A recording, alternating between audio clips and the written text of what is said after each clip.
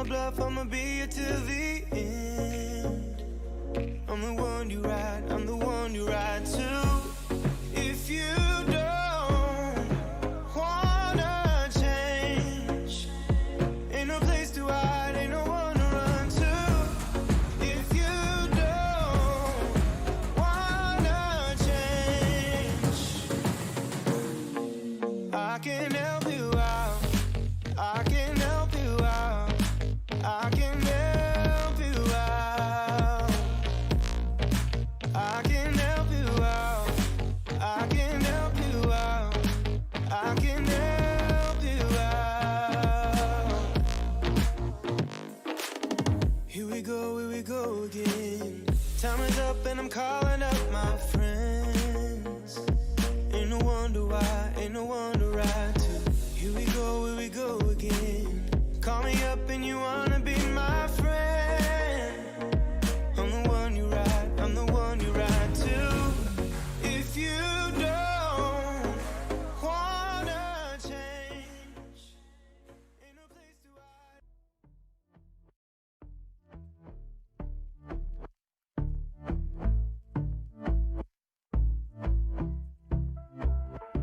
And I've been chillin', watching the ocean with you. Baby up with a slow motion crew. And we up in our cloudlands when people change, but not us. And we just chillin', kicking it, kissed by the sun. Could be soaked to the skin in the mall soon. I know she got the good vibes when seasons change, but we're the same. Even if I lost all my money, the zero runs deep, honey. And I don't need to speak a single word, 'cause you got me holding, holding. Even if my jokes aren't funny, my tongue tied up on it. And I don't need to speak a single word, 'cause you got me holding, holding.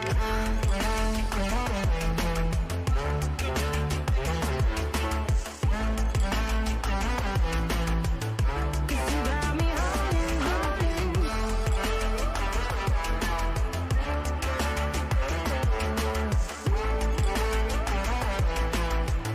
Cause you got me holding.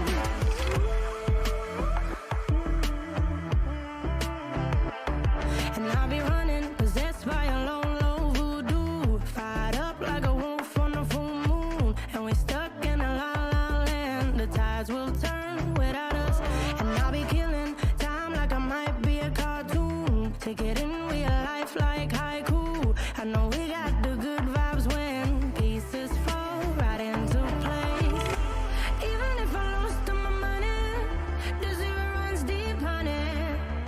And I don't need to speak a single word, 'cause you got me holding, holding. Even if my jokes aren't funny, my tongue tied up on it. And I don't need to speak a single word, 'cause you got me holding, holding.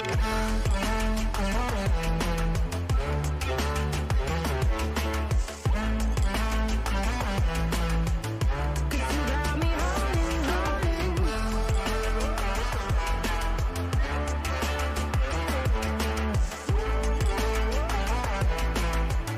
'Cause you got me holding. Play me like a bass guitar, simmer down and mess me up, tripping like I'm Jimmy at Woodstock. Drive me around in your red Ford, shivers down my spinal cord. Oh. 'Cause you got me holding, holding. Even if I lost all my money, the zero runs deep, honey. And I don't need to speak a single word, 'cause you got me holding, holding. Even if my jokes aren't funny, my tongue tied up on it. And I don't need to speak a single word, 'cause you got me holding, holding.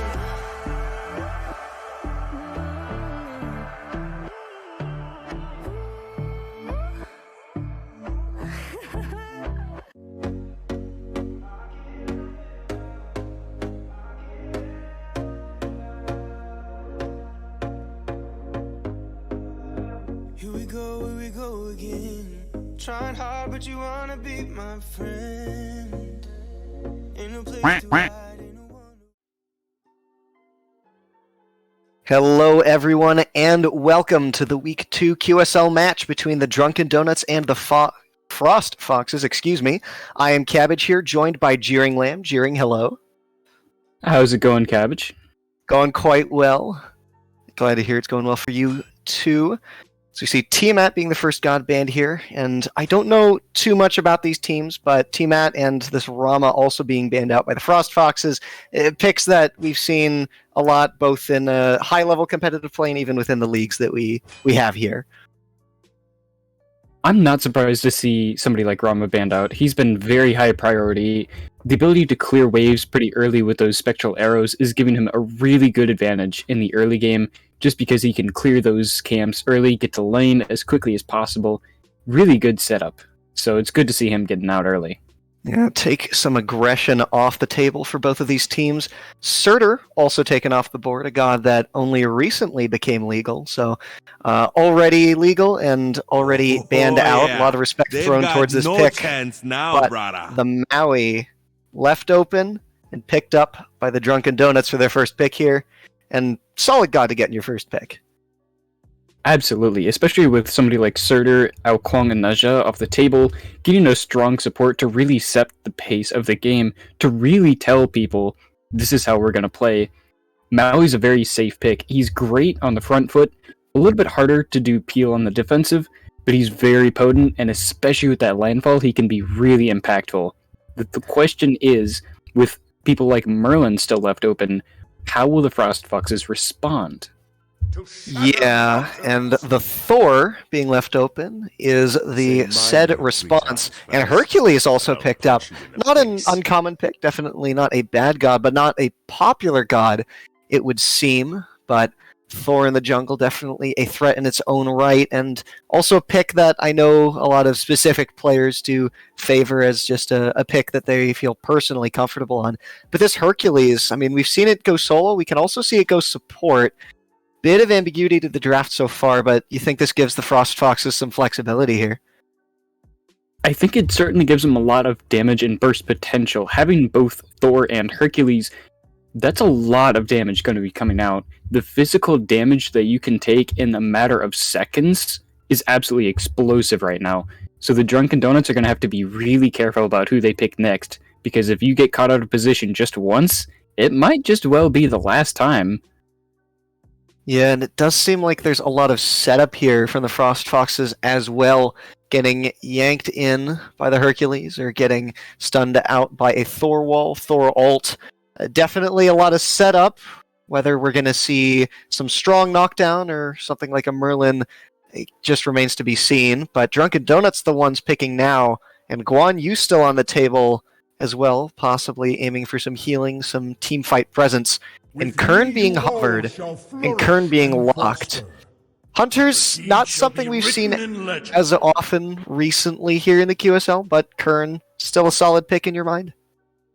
I think so. With the recent ADC nerfs, or magical ADC nerfs specifically, Hunters are in a little bit better of a position than they used to be compared to somebody like Sol, for example, including Oleron, who's also still open. All of these characters are still available, but with the itemization nerfs, it's also much more realistic to see these traditional hunters coming back into play, and Kurtanos is somebody who's very flexible and can have some pretty solid wave clear and really good teamfight potential. I'm seeing a lot of beads bait here. Yeah, a lot to burn off the beads, and I mean the jungle still not locked in yet for the Drunken Donuts, so wouldn't be surprised to see something that can take advantage of that. Maybe something like a Dodgy, or depending on what their jungler is confident on, as Agni is the mid lane pick here from the Frost Foxes. Some good range damage and some pretty darn solid follow-up on the setup that the Frost Foxes do have locked in here. Both teams yet to pick up their jungler, and Merlin banned out, and their first magical ADC ban as well from the Drunken Donuts. And I mean, you were talking a little bit earlier about both these teams, it seems, favoring bans over other picks rather than the magical ADCs right now. A little different from what we'd seen previously, seeing as this Kern gets picked up top 3. I do like that Agni pickup, and then immediately getting rid of the Merlin, getting a very strong mid laner early on, and then taking away other options that could compete with it. I think these bans are really good. What do you think about these last two? Yeah, these last two, the Merc being banned out, we know that the Drunken Donuts don't have their jungler locked in, and taking yet even more beads pressure off the table does seem like a good option for the Foxes. And two magical ADCs banned out by the Drunken Donuts. So not wanting to see either of those picks in the duo lane for the Frost Foxes, but Freya's still up, Olorin's still up. Wouldn't be extremely surprised to see the Frost Foxes go for one of those picks, but we could also see them go for a traditional hunter as Loki gets locked in. So are we going to see... Okay, so I'm looking at this draft. I'm thinking it might be Thor solo, Herc support, Loki jungle? I almost want you to be correct on that, but I have a sneaking suspicion we may end up seeing Loki solo, but I really hope that's not the case. What about the Loki ADC? I'm gonna need you to stop talking for a minute. Let's instead focus on what's being hovered by the Drunken Donuts, a Susanoo. This could turn out very tricky. May not have quite the same beat space as the rest of the roster here so far, but a lot of burst potential. Definitely. So Yu Huang, Susanoo, Guan Yu, Curran, Maui. Really, really oppressive comp. I wouldn't be surprised to see the Drunken Donuts try and run things down, go for team fights, group up, because this just seems like a solid team fight draft. On the other hand, the Frost Foxes, anytime you're running double assassins, you probably want to pull a lead before you get to that point. But I mean, there's still one pick left up, and I'm really curious what this last pick is going to be, judging by the other picks here for the Frost Foxes. I mean, once this last pick does get locked in, I do want to get your thoughts on what you think is going where, and maybe we can make a bet if our opinions differ. It really comes down to, are they going to pick either a hunter or a magical ADC, or some type of guardian support, or a more warrior-based support such as Horus? Or instead, will they lock that Hercules into the support role, grab an ADC, or will they instead opt for something completely different, which is exactly what we see being covered? Okay. Well, we were talking about draft ambiguity, and this draft, even more ambiguous than either of us thought here.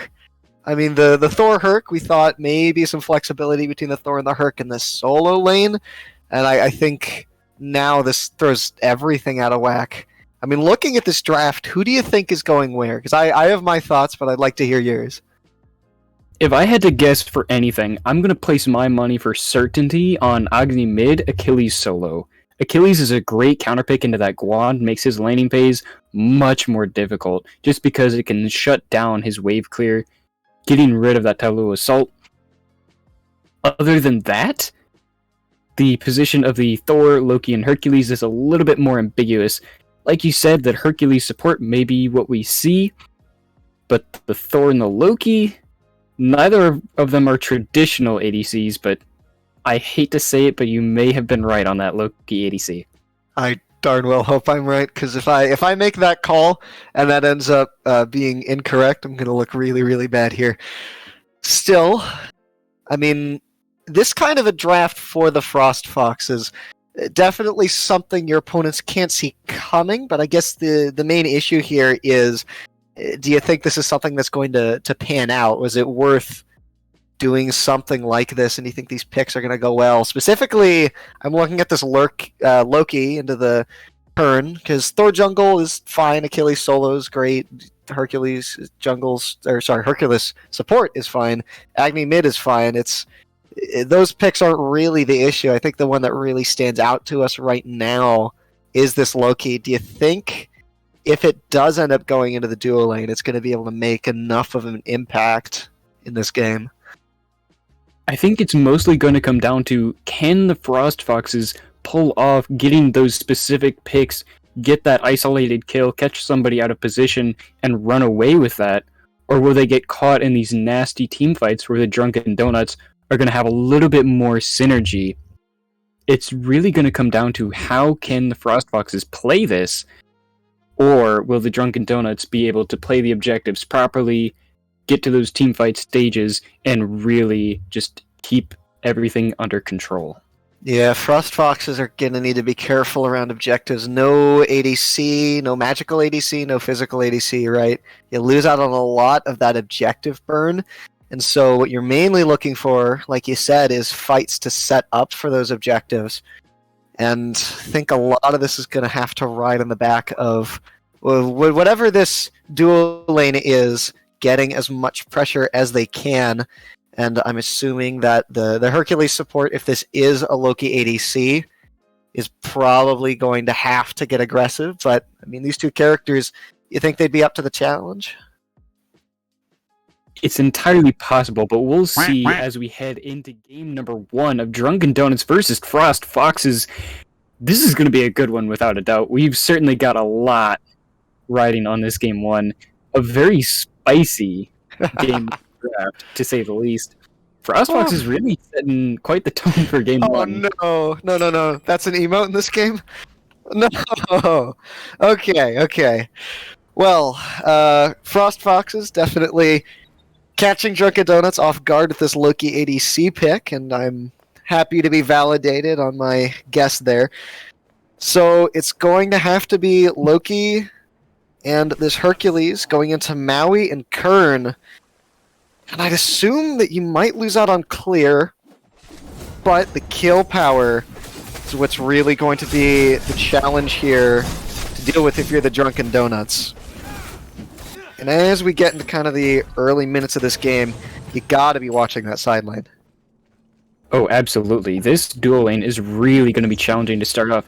Hercules and Loki aren't traditionally what you think of when you say wave clear. Kernanos and a Maui certainly do that a little bit more efficiently, as we might see a little bit of an invade coming in. Maui trying to get really aggressive, trying to slow them down as early as possible, but they're still going to be losing a lot of wave pressure. This may not be the greatest start the Frost Foxes were looking for in this duo lane. Yeah, but I mean, when you're taking picks like these, your jungle clear not going to be great, especially up against something like a Kern. Those cleave autos going to do a lot to help you get to lane quickly. That was good awareness from Aiden to try and go for that. Unfortunately, Luke and Mechanic end up clearing that before anything happens. But pressure in the hands of the Drunken Donuts, for now, definitely could change. Some poke on the Fate here. Needs to be careful. Hold on. Good body block from Terminator. Does save the life of his mid laner. Starting to turn it around as well. And that's going to be the end of the aggression there. But forcing a back out from Simple here early, pretty good to have. That would be a tragically fated story. A very early death and a very simple fate. Oh. But luckily he survives with a beautiful body block from his teammate. Yeah. Low HP bar here on Aiden. Needs to be careful. These backstabs are doing damage, and the med looks like does get forced out. There's a stun. Only hits Luke, though. And the Mechanic hits the driving strike, and hold on. The backstab's not quite going to get it. Yes, they will. Luke goes down in trade, but you get the first blood. Terminator making his way over, and the Mechanic staying maybe a little too long. But no, hits Tulsi into Go Boom here. The stun, the double tap, teleports in. Good pull from Terminator, but it has to go into the tower. And not quite going to get hit and pulled in there. But what an explosive start here, not even 3 minutes into the game. I don't know if I entirely like that trade. Asamu does manage to get the first blood for his team, and that is a very nice gold lead. But it comes at the cost that you traded your carry for the enemy support early on in the laning phase, and gave to Icy an early kill. That is true, too. Icy here has about a level lead, I'm assuming. Could be roughly half a level, don't know quite yet. But, okay, looks like roughly half a level. But you're right, a lead here in the duo lane, definitely not what you want to see. But it does look like we are going to have a pause here. I do want to talk more about that early fight, though, because you noticed correctly. So the ADC, or the Loki ADC, I guess, here, does end up going down and falling a little behind the two Icy here. You get your Herc support a bit ahead. You get first blood for your team, which is kind of a good team bonus. But if we're looking at this duo lane, I mean, you want that assassin ahead, right? That's what I was thinking too. Trying to get that early kill is great for the extra gold lead, but at the cost of losing a lot of farm, you could be losing multiple waves to tower if you don't get back quickly enough. So it is certainly good to try and get trans online as early as possible and start stacking, but the problem is, if you're going to lose waves and your enemy gets ahead, laning phase is going to be a little bit harder, and it's going to take you even longer to get online, which is not entirely the best thing for the Frost Foxes at this point in the game. Yeah, and especially with Icy here, building what I'm assuming to be an Aussie first item. Going to give him quite a bit of poke and a little bit of survivability if Awesome Luke does decide to go for some dives here. So I guess even the builds in the duo lane here, maybe putting a damper on what Awesome Luke might want to do here just because of that lifesteal if Luke does get him to low HP. Because with an assassin like this, you're either in or you're out, and there's very little in between. It is unfortunate that they're not going to have too much mobility to work with, at least in the early game. And like you said, that Aussie on the current early on really gives him a lot of sustain in this laning phase. So, like we were talking about earlier, it's really going to come down to how can they play these objectives. The Frost Foxes are looking for some good picks. They have a really good team set up to try and kill somebody, get in really quick, steal their soul, get right back out, and then set up for whatever they want to do next. Problem is, will the Drunken Donuts be able to handle that aggression, be able to survive, have good enough positioning to not let that happen? And if they start contesting those objectives, their objective secure and shred is going to be a little bit better, if you ask me. Yeah, and I mean, you always have to watch out for those Agni bombs, but if that's really the only threat that the Frost Foxes have, save for maybe a one from one from the Achilles, maybe an ult in from Thor, but you're committing so much in terms of positioning and abilities in order to do that I think you're definitely right. Unless Frost Foxes are able to get a pick in order to go into an objective pull with an advantage, maybe try to get a team wipe off the back, catching people going in a little too far, it's going to be quite hard for them to find their footing in this game. But I mean, how many of us watched the SPL play-ins? So many Assassin ADCs that we saw, and it can work. It certainly can work. We'll just have to see, will they be able to pull it off? It looks like the pause is finally done, so we can roll ourselves back in. So we'll see how this is going to play out in game number 1 of Drunken Donuts versus the Frost Foxes. Yeah, definitely. And it looks like there's a slight lead in mid here for King Zaris on the Agni against Simple Fate on this Yu Huang. That early back definitely not helping that deficit. But it looks like both teams, at least for right now, going to farm up a bit. I don't think either team willing to risk it. Everyone just taking over to level 5. And with everyone most likely going to have their ults up by the time a fight does start, I don't think anyone wants to put themselves in a bad spot here. The thing is, notice Thor just hit level 5. Whoa, this is normally an ideal time for a fight. The support here, Aiden, doesn't have ult, still sitting at level 4. Oh, good jump over the 2 there. Dash does get the mechanic out, but pulled back in by iTerminator. The ult goes down, the Wild Hunt takes him low, and the rest of the team is going to finish him off. iTerminator credited for the kill, and the mechanic goes down. Drunken Donuts get their second kill of the game. And some good aggression there from the Frost Foxes, but an even better rotation from iTerminator turns that around. Trying to take advantage before ult was up on Aiden, but ult now up, and that window of opportunity is gone. And so far, this Hercules yet to hit pay dirt. It's definitely unfortunate for the Frost Foxes. That was a good invade. Unfortunately, it just wasn't at quite the right time. The beautiful rotation coming out from the Drunken Donuts was right on time to turn that entirely on its head and catch a mechanic out for stepping up just a little bit too far. The aggression was good, just not good enough in this case. But we do see a lot of that aggression in the mid lane. Yeah, it seems like Simple Fate here just has not been able to catch a break as King Zaris extends that lead seemingly a little bit just due to being stuck under tower. And so now is the point in the game where we will see the supports start to rotate out of lane, and I'm interested to see what they're able to do here as into the skies we go. Anvil of Dawn comes down, the wall stops. J-Rod, the execute, not going to come out. And J-Rod just going to gallop on out. That is ults traded from either side. J-Rod forced under tower. Silver buff still not up yet.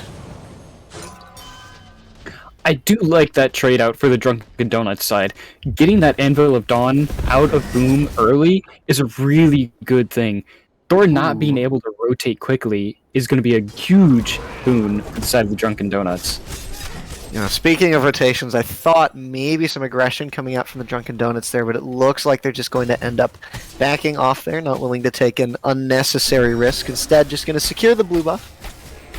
Very patient, careful play here from the Drunken Donuts.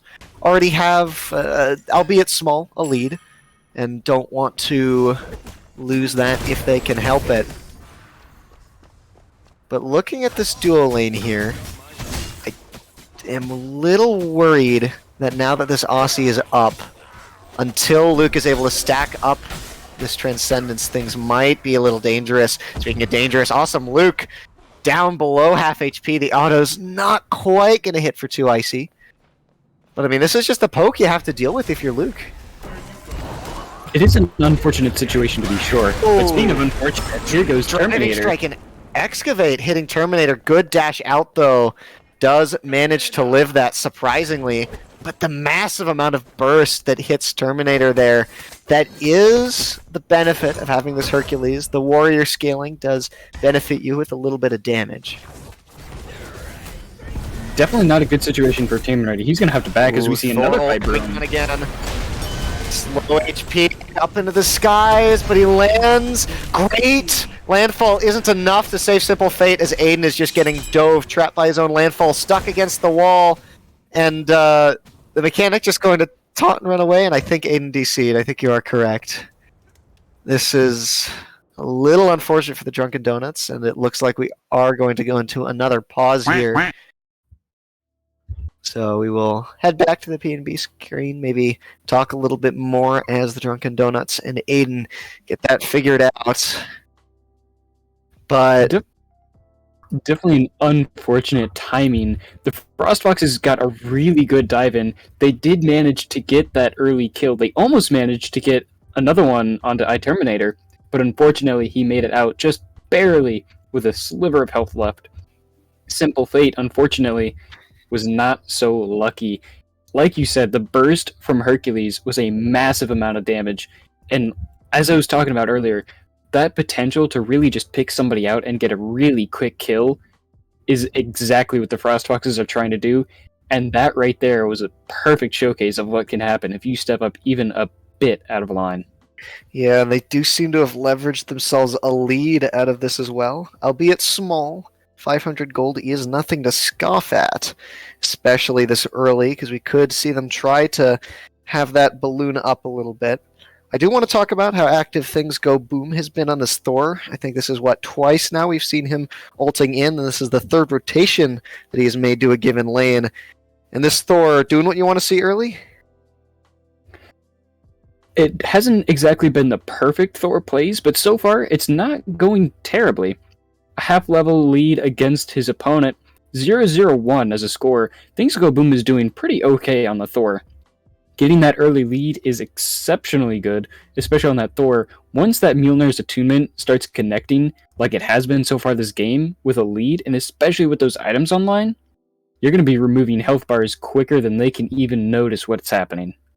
Right, and I mean, we've already seen the potential for the rest of the Frostfoxes to just delete HP bars, so I mean, once you add that Thor into the mix, you think that's going to even further shift the dynamic of some of these maybe 2v2, 3v3 fights in the favor of the Frostfoxes? It could certainly go that way if they manage to get a lead, since the only diminishing returns the Frostfoxes are going to be having on the Drunken Donuts is the return from Fountain. Once you die, you just got to walk all the way back and lick your wounds one more time, because these frost foxes are starting to get really active. And speaking of getting active, we are going to get ourselves active on the cast, get back into this game, as it appears orange, forced under tower by J-Rod on this Guan Yu. And not exactly how we expected that lane to be going, although still there is room for play here. Pulled in is Luke, and I mean, just dead to the Typhoon. Great catch there from Terminator. I think that was some beautiful discipline, holding it just long enough before recasting his ultimate to secure that extra bit of damage, which allowed him to secure the kill just in time before Luke could go into that invisibility and try and run away. Yeah, and I mean, Luke all the way back at the tower line, too, and still ends up dying there, and that's really something you hate to see, especially on this Assassin ADC, right? I mean, you need this to get ahead. You really do want to get as much farm as possible. Once that trans gets online, that power spike really starts coming into play, but until it does, that Loki ADC is not going to be the greatest feeling in the world, I have to imagine. Yeah, and I'm wondering if the Frost Foxes are maybe going to try to show some special attention to this lane, or if they want to try and bail this Loki out. I mean, what do you think the play here for the Frost Foxes is? You still have a bit of a lead here, but a lot of that is in your mid and your jungle, so how do you think they should be trying to leverage that here? The problem is, with the team that they drafted, it's harder to take those traditional team fights, since that's what the Drunken Donuts specialize here with all that extra CC, whereas this Frostborn org team is really just trying to go for those foxy kills and just sneak their way around to get those objectives in time. I love the puns. Aiden stepping up behind a little bit, but I don't think we're really going to see too much action in the mid lane here. Hold on. Pulled in, and that's a lot of poke, but a good up into the sky. And Simple Fate does manage to make his way up and out of that fight. Could have been a little bit more dangerous, but Yu Huang, thankfully, for the Drunken Donuts, and for Simple Fate, a character that can get himself out of those spots pretty easily. Absolutely. That's definitely a good time to be Mary Poppins, to be able to float away without having to worry. And if I were that close to a Hercules and an Agni, I would certainly be worried too. Yeah, a lot of damage and burst potential from the Frost Foxes. Definitely something we're going to be looking at going to the later parts of these games. As things go boom, appears to be just looking in this jungle on the left-hand side. Gonna back, not gonna opt for a gank on left. So 2 Icy, safe from that Anvil of Dawn for now. As Terminator takes this silver buff. And seemingly even farming right now. Frost Fox is still nursing this tiny lead. But I do see Aiden making rotation over here to left. Awesome Luke needs to be careful. Back is stopped. And Aiden is here. Simple Fate looking around the corner. Doesn't end up hitting the root. Awesome Luke just going to take the back, play it safe. And that might be some farm lost in the mid lane here for the Drunken Donuts. Oop, must for too long as Terminator wants to get active. Yeah, but I mean, into this agony when the dash is up and when the Herc is real nearby, I don't think there's that much you could be doing.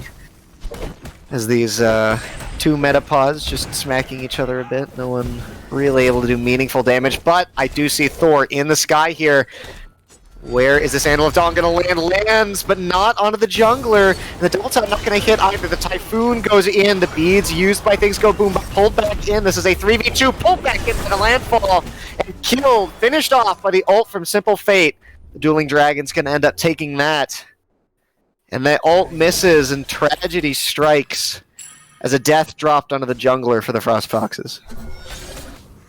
The hammer came down, but not in the correct place.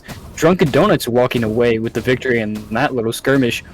Unfortunately for the Frost Foxes, they tried to take a little bit bigger of a team fight than they were ready to chew, and it ended up costing them the life of their jungler. Yeah, and it seemed like King Zarus wasn't really in range to help follow up on that damage. It was effectively a 3v2 there. And when you have a level lead on this Agni, you definitely want to see it start to get ahead. Something else I do want to note is Simple Fate started the Book of Thoth here, as our production is kindly pointing out. Gold graphs, experience graphs, effectively even at this point. I do want to point out here, Book of Thoth is fully stacked for Simple Fate, opted for Tablet second, whereas King Zaris opted for the Tablet first and the Book second, and so now he's going to have to spend some time stacking that up before the impact of that item is really felt. Probably wanted to get as many extra stacks on that Tablet as possible, but maybe a lack of aggression possible as looks like the ult going to be burned out from Awesome Luke there. But it seems like King Zaris, despite having a lead, might just want to sit back for the next little bit, get these stacks. It's definitely going to be a good idea. Getting those extra stacks on Tablet of Destinies is very helpful, since the amount of damage that you get once you get those stacks online is astronomical. So opting to get that a little bit early, since this game is most likely going to be going a little bit later anyhow, is definitely going to work out in his favor if it goes on long enough. Problem is, will it be long enough? And Dawn drops in, and Terminator is extremely low. The Typhoon launched back at the Excavate over the wall to immune the knockup. Excellent game knowledge there from the mechanic. And what a mechanical play from this Hercules. Able to get the kill over the wall, too. Good stuff from the Hercules. That was a beautiful throw, and also great follow-up. Things go boom, finally going in with that Anvil of Dawn, hits directly on target. Terminator stepped up just a little bit too far without even realizing the danger he was in, and unfortunately, that little mistake that he didn't know he was making cost him his life, and he will have to return back to Fountain before he could get that killing spree. Yeah, and this is something you always have to worry about with an Agni on the field, too. Because that Anvil of Dawn hits from a pretty far range, but this is Agni we're talking about. Range is probably what he does best, and able to tack on so much damage. Terminator loses his life and gives a momentary advantage, it seems, to the Frost Foxes. How are they going to leverage this? They have a slight gold lead, but it's not nearly enough to even make any difference out of it. Everybody's very similar in their item building. The question is, how can the Frost Foxes use that extra positional power that they get to go ahead and get extra space? They certainly used it to get some extra wards on objectives and around the map, but will they be able to use that effectively in time? Yeah, and it looks like a slight level lead has developed over here in the duo lane while I've been watching the rest of the map. Little surprised to see that happen, given how this Loki is only 1 and 2, whereas 2 Icy appears to be deathless. But what do you think's been happening over there? It really does come down to the efficiency of farming. Sometimes you have to back at just the wrong moment, and you'll end up losing a wave to tower. But it looks to me like Awesome Luke has been taking absolute maximum advantage of farming, and even more farming. Taking back camps when he can, dropping the purple on cooldown, and just making sure he doesn't miss a single minion. But will he miss the wards as he sees a gank coming after him? Yeah, safely retreats back to tower. Has to get up the shield buff, but in this well-timed rotation from Drunken Donuts, no real way that Awesome Luke can fight into that as Terminator comes back. He wants a repeat of what happened earlier, but Luke, just going to burn the ult, does not want a repeat of what happened earlier. Going to get out safely. Definitely not a great feeling to have to burn the Assassinate defensively, but if it means keeping your life and being able to continue that farming lead, it's definitely not the worst thing in the world. But it comes at a price, as we see Pyromancer being pulled by Frost Foxes. Pulled on the other side of the field. I mean, definitely know which one I prefer here. If I'm either of these two teams, the Gold Fury definitely going to be worth a little bit more here in the favor of the Drunken Donuts, as you can see on those charts as well. Unless you can get a lot of value out of this Runic Bomb, which probably won't come till later, I can't really see this being a super good trade here for the Frost Foxes. It's definitely good awareness, knowing that the Drunken Donuts were on that side of the map. You're not necessarily close enough to fully contest it, so it is good awareness to go ahead and take the Pyromancer and keep whatever objectives you can. Haven't seen rotations from this Loki. Whereas we have seen 2 Icy at least attempt to make their way to fights. Usually it doesn't end up getting there in time, has to walk back to lane. Possibly a reason this lead could have developed, as well as those Bastions going down. Definitely a boon here to Awesome Look on this Loki, but level 16 and yet to really see it get active outside of its own lane. that may not necessarily be the worst thing in the world, just because Awesome Luke really wants to get as many levels as he can, get those items online, and once he gets that upgraded bluestone, he's going to be doing a lot of damage at an alarming rate. His ability to pick anybody out will be massive. Ooh, mechanic pulled back in. The dash is under tower. And this Hercules, extraordinarily tanky. Already building 2 items here, has the additional heals and prots from the 3. Really going to need to commit a lot here, seemingly, if the Drunken Donuts want him dead. It's definitely going to be challenging to take down that support right now. Even though he's only level 13, he's still very, very tanky. A lot of extra prots and health on top of the healing that he gets. Hercules is a beefy boy. Oh, most definitely. But looking at the team fight, how much do you think this Hercules is going to do compared to the Maui? Because Maui has roughly a 1.5 level lead, and we've already seen Aiden, despite, I don't know what exactly is causing the DCs, but we have seen some quite excellent landfalls come out from this Maui and been able to be a real game changer in some of these fights. It really comes down to how many people are in that team fight. In a 5v5 situation, I think I'd rather have the Maui. Ooh. Terminator got driving strike into the wall, but that was the end of that engagement as the Agni bombs were used to secure the oracles. Can't quite tell which side got oracle vision, if any. Either way, neither way, it seems that... Okay, so it was in fact a trade on the oracles. Also, Luke needs to be real careful there. Surprised Aiden didn't at least go for a stun or a grab there. And the amount of aggression that the Drunken Donuts have thrown over to this left-hand side of the map really must feel a little bad if you're Awesome Luke. You want to get aggressive on this Loki, but it seems like every time he's wanted to, there's been a Maui or there's been a Sasano getting in his way.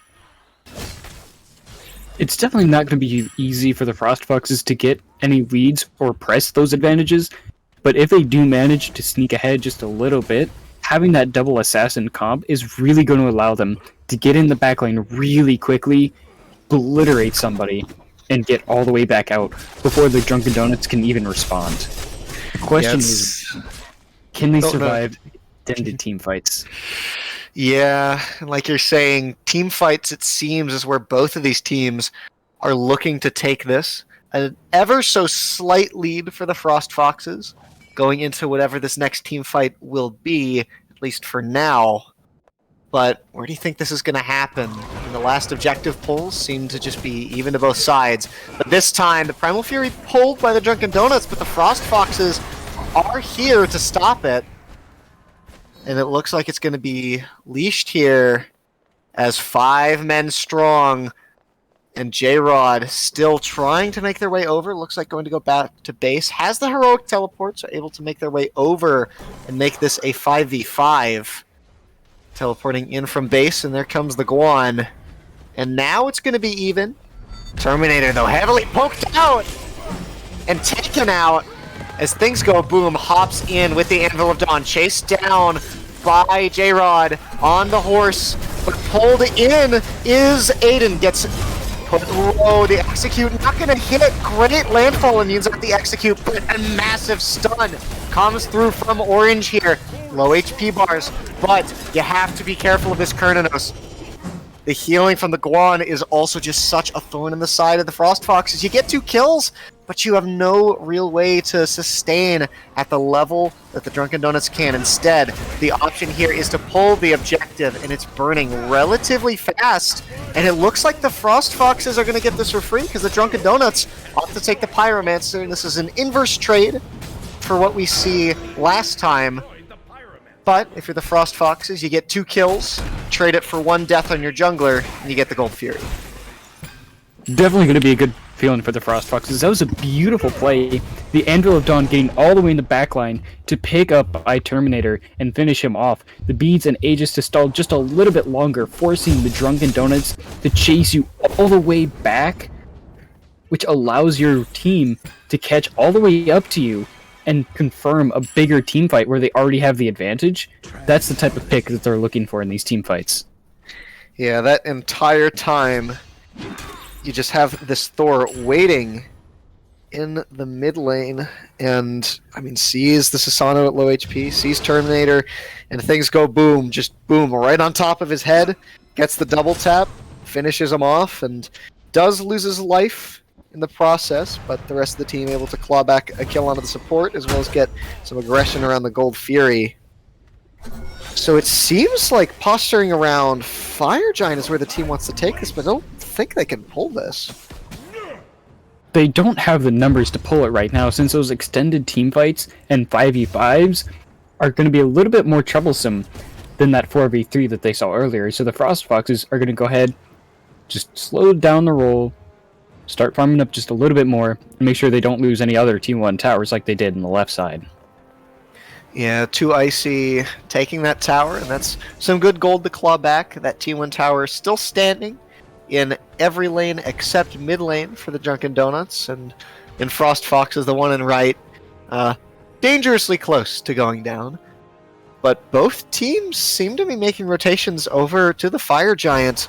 Multiple people hitting level 20 now, and like you said, Awesome Luke waiting for that Bluestone, and here it is. Picks up the Bluestone, has a Heartseeker as well. So a lot of this damage now starting to come through from the Loki, but gonna opt for a split push instead, as we see maybe some farming in the final hours before what appears to be a Fire Giant dance. Meanwhile, we have Awesome Luke over in the other lane doing the classic Loki. Will they be able to address that in time, or will they start seeing a lot of pressure on the Frost Foxes on the Fire Giant side? Yeah, Frost Foxes need to be careful. The mechanic trying to run away, runs the opposite way but gets cut off by iTerminator. Orange is behind. The Wild Hunt goes down. This is a 5-man grouping. Big damage comes through from the Agni, but I mean, it's just 2 people here. And Orange burns the ult in order to get out, and is just going to keep running, avoids the dueling dragons. Good awareness, good turnaround there from Orange. Fire Giant, though, being pulled, and iTerminator has backed in order to try and stop this Loki at the Phoenix line. Phoenix is low, but it looks like iTerminator is going to be able to put a stop to it, but a dive does kill iTerminator, and this Phoenix might go down. Fight around the Fire Giant. Orange is low and dropped by 2 Icy, but the Anvil of Dawn comes through. Simple gets taken out, and this Fire Giant does still go to the way of the Drunken Donuts, but you are probably going to lose this left side Phoenix, but an amazing landfall pulls in 2 Lux away King Zars into that gray screen, and the chase down onto Things Go Boom, trying to throw his hammer through the wall, wants the teleport, does manage to get away, but Aiden was privy to it, misses though on the pull in, and a blink for the mechanic does seem to get the jungler out of there. The T1 in mid goes down, but you lose the left Phoenix. Fire Giant on 3, and Drunken Donuts continue this push. Now, it was my understanding that we didn't like having Smurfs in here, but clearly Genetics snuck in through here. I don't know how we let that happen. That was absolutely incredible. Beautiful landfall confirming the double kill. Right on top of their heads, brought them right back in. Even though it was a 2 for 2, Drunken Donuts walk away with Fire Giant and an amazing Twitter clip. Yeah, that Maui ult certainly a game changer, especially onto this Agni, which has been quite the impact maker, top of the player damage charts. The ult gets burned from J-Rod, the Wildlight goes down and hits nothing, and Anvil of Dawn goes down onto 2 Icy. The Excavate is huge! Massive damage goes down on the 2 Icy, and this Kern just can't seem to handle it. The Execute on to Aiden. Yu Huang, excuse me, is in the air. But that's not going to save you. Simple Fate goes down, and this is Fire Giant wiped off of everyone but the solo laner. iTerminator looking for a knockup. Does manage to get it on the Things Go Boom, but dies for his troubles, and now it is 4v1, and it looks like J-Rod just going to back up under the safety of the fountain. Tier 2, and possibly Phoenix going the way of the Frost Foxes. Beautiful turnaround from the Frost Foxes. That was a very unfortunate Fire Giant fight, and they almost lost it all, but that did not deter them coming in. Mental still strong. They got the picks that they needed, played exactly how they needed to with each other, and beautiful discipline has now turned this into a mid-Phoenix down. J-Rod needs to be careful the Frost Fox is going to choose to back up, as now 2 Phoenixes in the base exposed for the Drunken Donuts. And still a little bit of time before Fire Giant comes up, but the Pyromancer looks to be the next prize, setting up for a Phoenix Siege, or pull onto this Fire Giant objective. Looks like the Frost Fox is likely going to back here, reset, get some wards up around this Fire Giant, and prepare for this next team fight. That was a beautiful turnaround from the Frost Foxes. Even if it didn't start out the way that they wanted, they came right back in at full force, and they showed they're not out of this fight just because they lost one team fight. They are going to make a statement. And look at that gold chart. The Drunken Donut's been able to fight their way back to even a couple times this game. Even had a lead for a little bit of it. But every time, right after, just give the Frost Foxes a little bit, and they're able to push the game back into their favor. And it looks like everyone except the support on the side of Frost Foxes hitting 20. The mechanic actually still 2 levels behind Aiden, despite the lead the Frost Foxes have. Still only 4k gold. And so this Herc, not going to be as tanky as you want. Still missing that last item as well, but Aiden, it appears, behind an entire item onto this Herc.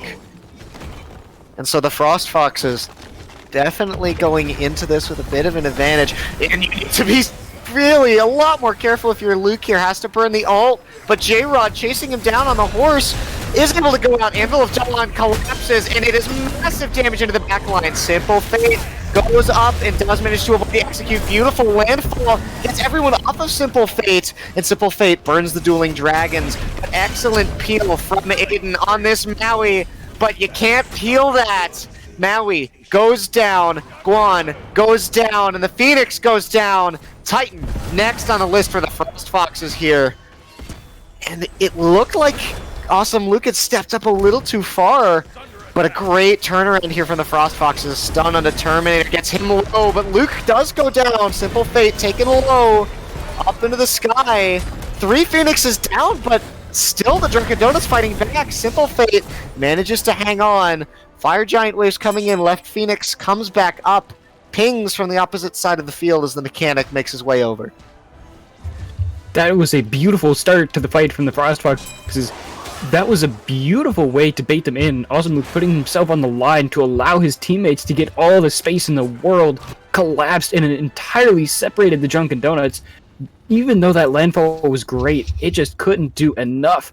But the sheer defense from the Drunken Donuts, able to just cling on a little bit longer.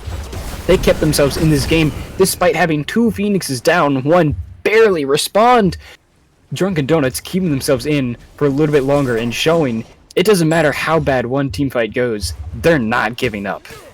Oh, most definitely. And it seemed like maybe the Frost Fox is getting a little impatient towards the end of that fight there. They win the team fight, they get the Phoenix, but the Fire Waves are yet to come into the base, and they push without the support of those Fire Waves, and despite having the numbers advantage, end up losing out and extending this game a little longer, and you don't want to give your opponents any time if you can help it. This is not going to be great for the Drunken Donuts. They are on a time clock here. The more time the Frost Foxes have to settle around this Fire Giant, the more minions are going to come pouring down on that base, threatening those Phoenixes. And now that the middle Phoenix is back up and the Fire Giant has started, Drunken Donuts have to make a choice. Yeah, it seems like the choice is to defend this Fire Giant as it gets low, and it looks like the Frost Foxes want to 50-50 this. Up into the air goes this Thor. The Dueling Dragons comes out. They're hoping for a steal, and the Anvil of Dawn hits the backline. But CC immunity from Simple Fate keeps him alive. That's jungle traded for mid. Awesome Luke also goes down, takes Terminator with him. Chase down onto 2 Icy, but Orange is alone here. Zaris isn't here, the mechanic too far away. It's a stun, it's not onto everyone, and Orange goes down. And this is a team fight win, it seems, for the Drunken Donuts. Fire Giant going the way of the Frost Foxes, but still, you'll take what you can get. They may only have Fire Giant around the belts of the support and the mid laner, but the Frost Foxes did still lose 3 members for 2 on the side of the Drunken Donuts. The mid Phoenix did go down to minions, which is the saving grace of that fight. But will the Drunken Donuts be able to claw their way back into this game after losing a couple of team fights and the objective twice now? This is EFG, so the backdoor protections will be stripped from the Phoenix should the Frost Foxes choose to get aggressive here. And getting this Oni Fury with 2 fire waves pouring down the lanes would definitely be yet another added boon here if you're the Frost Foxes, but gotta be careful. Not everyone's here. Sexy Orange yet to respawn as Oni Fury is getting burned quick, and it looks like the Frost Foxes are just gonna let the Drunken Donuts have this one. People just are not here in time. And Drunken Donuts, despite 2 Phoenixes down, really aren't acting like it. They've shown that they are willing to draw lines in the sand, and anytime the Frost Foxes cross them, well, they pay the price. This is some really indomitable will from the Drunken Donuts. They may be 2 Phoenixes down, almost 3 at one point, but they're not giving up. As we say, Anvil of Dawn going up, trying to catch Louis out of position, but it looks like Terminator is just out of range, and that will be a burned ultimate for Things Go Boom. Not a great way to start out this next fight. Definitely, and I mean, these Oni waves for the Drunken Donuts gonna buy yourself a little bit of time. I don't actually know which wins between Fire Waves and Oni Waves. I'd assume Fire Waves, but I am known to have been wrong in the past, so we will see. Something else to note here. Well, the Oni Waves in right. The Oni Waves in right certainly won, but they did have the help of Terminator, so... True, yeah. Something to note here.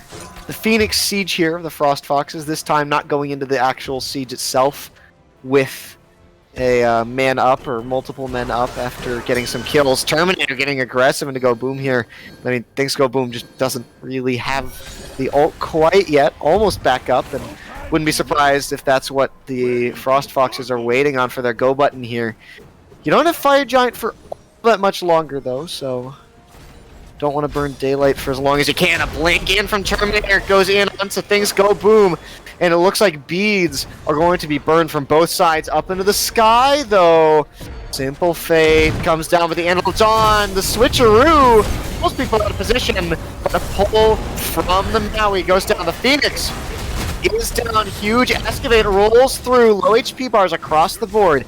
Aiden throwing out these twos, trying to get the chase down, but need to defend the Titan if you are the Drunken Donuts, and still 2 Phoenixes down on the side of the Drunken Donuts. Frost Foxes keep their lead, keep their advantage around this Fire Giant, but everyone at level 20, builds pretty much finished up across the board. It seems like, with the exception of these Fire Waves coming down, the team fight around this next Fire Giant is going to be all but stacked in the favor of the Frost Foxes. How do you think that's going to change their mentality here going into this? You had a lead for so long, but things just seem to even up the kind of latter half of this game. Right now, the Drunken Donuts are faced with a very difficult task. They have to choose between watching out for those minions pouring down the duo side of the map, or trying to 5-man defend that Fire Giant, which they can only do for so long, as it gets started by the Frost Foxes already. Yeah, and it is still EFG, so it's going to take a bit longer to burn here, but whichever team gets this is going to have pretty darn good advantage for the rest of this, as Mid Phoenix, if we watch, does come back up. And it looks like Thor is going to throw a hammer at that, try to get those pushing into the Phoenix. As a back seems to be coming out, iTerminator makes his way back to base. Fire Waves push in. Things Go Boom versus iTerminator. A good stun. The Phoenix not going to go down. Now he comes in, up into the Anvil of Dawn. Goes. Things Go Boom. Goes back in on iTerminator. Gets the solo kill and gets the kill on the Phoenix. And meanwhile, at the Fire Giant pit, J-Rod goes down. An utter disaster strikes the Drunken Donuts as this Fire Giant pull looks to be nearly free. You pull back a kill and the Things Go Boom. That's a good kill to have. 3 men strong, working their way over towards the Fire Giant, and I mean, without a traditional ADC, this isn't actually burning that fast. Simple Fate is the opportunity for a steal. The Maui ult's up, the current ult is up, all of them are up, the mechanic is down. Awesome Luke is going in onto 2 Icy, but a drop on to Awesome Luke as well. And Orange is alone, trying to get the kill on 2 Icy, does manage to get it here, as Zaris and Orange are the only 2 left alive. Mid Phoenix still goes down, and Winions piling in onto this Titan, and it seems the Frost Foxes are aware of this, trying to catch out Aiden. A jump over the wall gets him back through, and likely going to be able to do some damage to these waves, stop the push a bit. But does it look like Frost Foxes are trying to end? Bede's Aegis comes in, and the Meteor isn't enough. Trying to solo this Titan is orange, but this Titan is still healthy, and it is putting in damage. The Drunken Donuts defend, get a delayed deicide here, and the Titan is low, but still kicking. Fire Giant's still up, but you're without your mid and your solo for an entire minute now, if you're the Frost Foxes. The Frost Foxes making a very ballsy choice to try and go straight for that Titan. Bede's Aegis in their face by King Cyrus to get into the Titan, but not quickly enough. The Typhoon coming out from iTerminator absolutely removed him from the census, and he will now have to think about his choices for a full minute. That Fire Giant is still up, but the Drunken Donuts can't even consider going at it right now until they get those Phoenixes respawned. Yeah, the base just utterly broken open here by the Frost Foxes, but it's been like that for so long, and the Frost Foxes just haven't been able to seal the deal. You do get this Runic Bomb, could be used on the Fire Giant, could be used on a Phoenix, should you choose to push one again, but the objective burn and the clear on some of these towers, some of these Phoenix sieges, just isn't here because of this Loki, and the Loki is going for an ambush on the 2 Icy, just going to opt to back up instead. And we are still waiting for what the next move of the Frost Foxes is going to be. I'm pretty sure Awesome Luke was looking for a back door, but neither of them was expecting to see the other walk around the corner of that yellow buff. And I think that's why they both disengaged so quickly. Both a little surprised there, and you're right, both of them just often disengage, neither one on a game this close right now wanting to risk things. Because, let's be frank here, a wipe, if the Frost Foxes get wiped here and the Drunken Donuts have 2 Icy up, things could end quickly, but a dive onto the Titan is the play instead. The Typhoon goes big, damage onto the Titan is there! And I mean, we talked about it earlier, opting to just target down this Titan. And the Frost Foxes said this game had gone on long enough, a 39-minute game.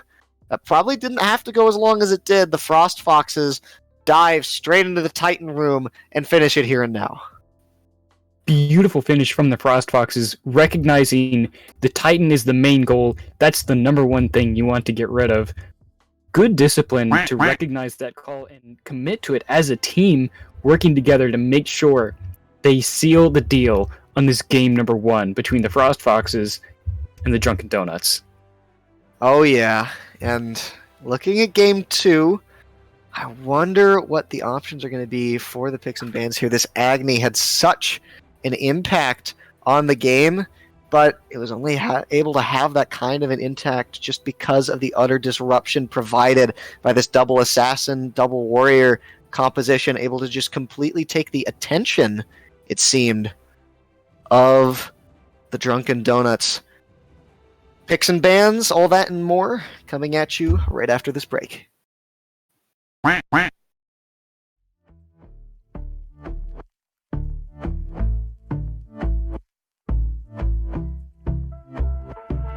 I've been chilling, watching the ocean with you. Baby, up with a slow motion crew. And we up in our cloudlands when people change, but not us. And we just chilling, kicking it, kissed by the sun. Could be soaked to the skin in the mall soon. I know she got the good vibes when seasons change, but we're the same. Even if I lost all my money, the zero runs deep, honey. And I don't need to speak a single word, 'cause you got me holding, holding. Even if my jokes aren't funny, my tongue tied up on it. And I don't need to speak a single word, 'cause you got me holding, holding.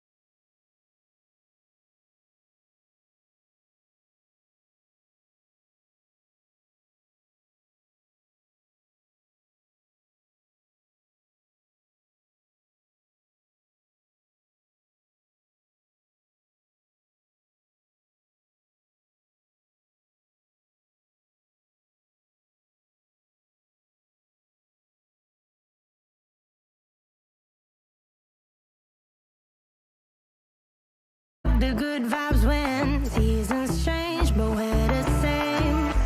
Even if I lost all my money, the zero runs deep, honey. And I don't need to speak a single word, 'cause you got me holding, holding. Even if my jokes aren't funny, my tongue tied up on it. And I don't need to speak a single word, 'cause you got me holding, holding.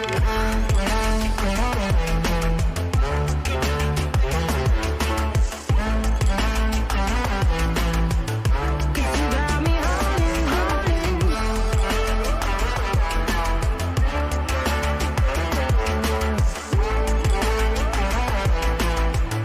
'Cause you got me holding.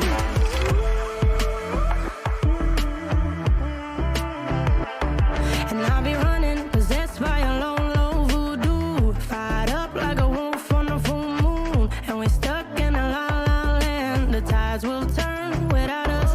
And I'll be killing time like I might be a cartoon. Take it in real life like haiku. I know we got the good vibes when pieces fall right into place. Even if I lost all my money, the zero runs deep, honey. And I don't need to speak a single word, 'cause you got me holding, holding. Even if my jokes aren't funny, my tongue tied up on it. And I don't need to speak a single word, 'cause you got me holding, holding.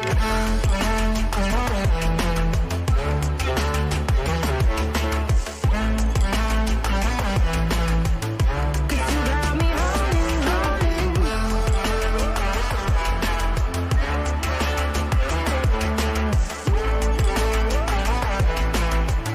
'Cause you got me holding.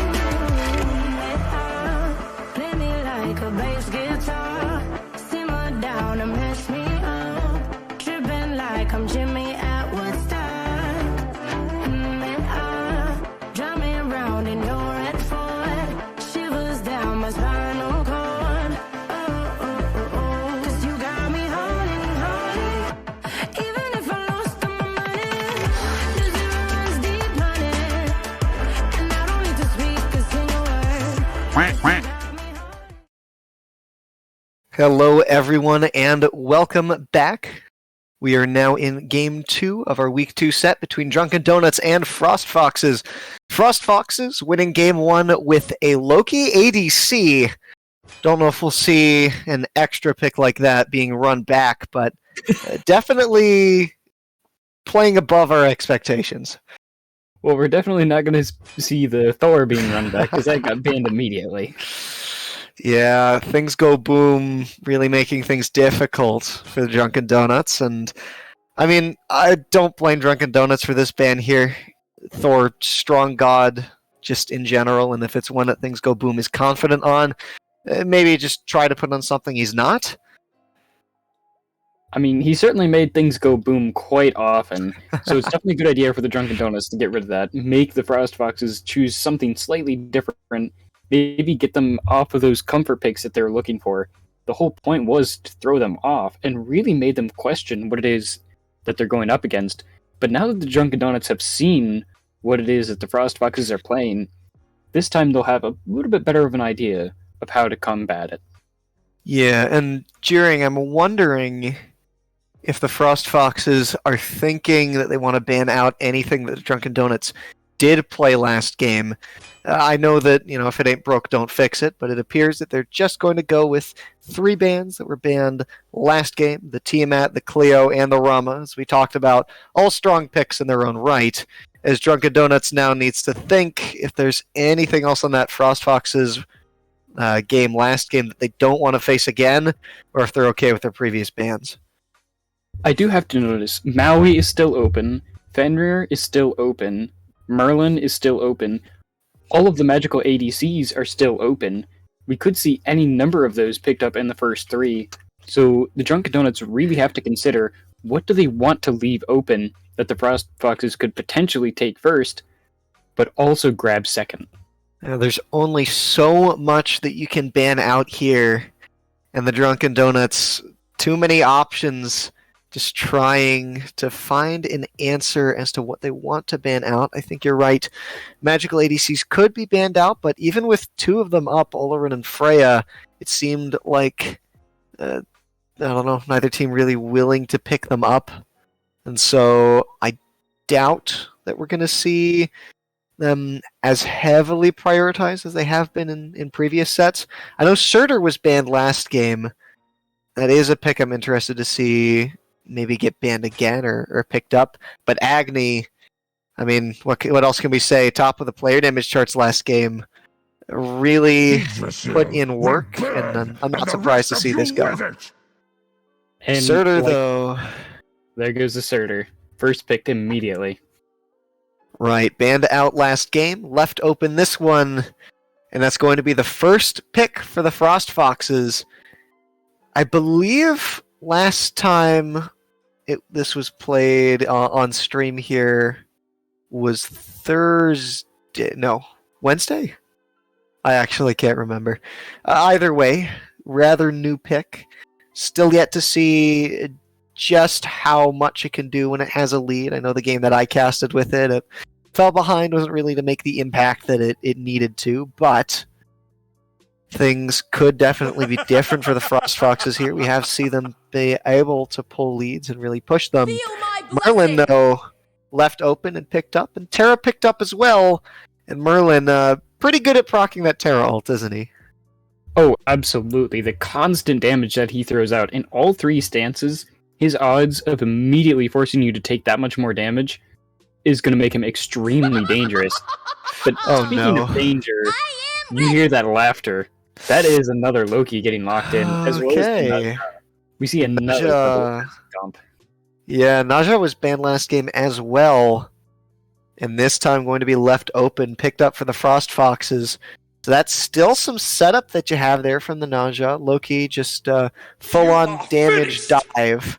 Achilles, though, picked up by the Drunken Donuts. So the Frost Fox is not going to get their hands on this one this time. As we now consider what the next couple picks are going to be. If I am reading correctly here, and that is a Loki ADC, like last game, it would appear that mid lane's still left open, and it would appear that support is still left open. I know Naja support is a thing. Maybe not one that the Frost Foxes are willing to go towards. Then again, they do play Loki ADC, so who am I to talk? But the Drunken Donuts is going to ban out the Bacchus, get a handle on some of these more aggressive support picks. Definitely not a bad idea, since they already saw from the last game, Frost Foxes love to get that aggression. They love to just jump in and quite literally Goomba stomp anybody in their way, like Mario. So it's definitely going to be a good idea to try and slow down that aggression. But unfortunately, you can only ban out so many things. The good news is Drunken Donuts will get the first pick after these bans come out of the Yu Huang, Ishtar, and Mercury. So they do have a few options still open. Right, and it looks like Jungle and ADC get to be locked in for the Drunken Donuts. They did pick up the Kern last game. Kern's still left open, and I don't think it had a bad game by any means. Question is, do you want to run that lane back, or knowing that this is going to be a Loki ADC, do you think the Drunken Donuts are going to try to maybe throw in a cheeky counter pick? It's entirely possible that they could get the Kern back, but there's also the problem of that doesn't have any natural CC immunity in his kit. All you have is beads against a Naja, Loki, and the Surtur. If you get caught out once, well, you don't have the Maui landfall to save you this time. You really have to think twice. Yeah, a lot of special care and attention paid towards that duo lane by the Drunken Donuts last game. And so Saul is going to be the lock-in here. Very high damage, has the disapparate, and some good self-peel from melee ranged attackers with that Supernova. So, Magical ADC does end up getting picked, 4th overall here for the Drunken Donuts. And do you like this looking at that Loki? It's definitely going to be helpful, especially because even in that Naja Ultimate, if you have the disapparate already running, you can actually immune damage already in the ult. So this soul could come in very handy. That's a lot of objective pressure, a lot of general damage boxing potential, especially in the early game, is through the roof. So this Soul is going to be a really hot pick here. Hot pick is the Soul. There's now 2 picks for the Frost Foxes. And the Drunken Donut's going to be able to counterpick the jungle this time. Not going to get the Thor, but I have no doubt that Frost Foxes are going to have some openings in the draft that Drunken Donuts want to take advantage of here. Oh, absolutely. The Frost Foxes do also have that option of picking up the Maui if they wanted it. It's still open. Nobody has picked it. And unless that's a Naja, they don't also necessarily have the support here. So they do still have options open if they wanted support or mid lane. Frost Foxes have a lot to choose from. Kuzenbo being hovered. Poseidon being hovered as well, but Kuzenbo locked in. This is a pick I haven't seen, I think, at all in any match that I've casted. Very, very surprised to see this one be the pick. As Poseidon comes through and the Kraken, well, I mean, what better follow-up is there for a Kuzenbo pull, a Neja ult, Neja sash, than the Kraken coming through from this Poseidon? The only thing that might be better would be either Searing Pain from Ra or Spirit of the Nine Winds from Kukulkan. I still love the Kraken. It's a beautiful team setup too. Once you land that knock-up, it's massive damage, and usually gray screen for whoever's on the receiving end of that. Hun Bats, the final lock-in here. And the Hun Bats, I do like this pick into the Poseidon. I don't know how I feel about it in this matchup against Loki and Neja. Can definitely come over and get the ults off, but I mean, if you're at melee distance of the hunters, if they're of the assassins, I mean, that's where they want to fight you. So definitely going to be a bit of a technical matchup in the jungle here. And this Loki ADC being run back here in game 2 for the Frost Foxes, but this time, do you think the Drunken Donuts are ready for it? They've certainly taken a second look, and they've adjusted their strategy accordingly. They have a lot of ways to make extra use of that Terra Ultimate. So that blessing is really going to come in handy, because Hunbats, with his Fear No Evil, can proc that almost immediately. Merlin procs that almost immediately. Soul can also proc that very quickly with Supernova, or even just in general, the Stellar Burst. So there's a lot of ways for the Drunken Donuts to really burst down the Frost Foxes here. So they definitely have a much better shot at knowing what they're up against in this game number 2.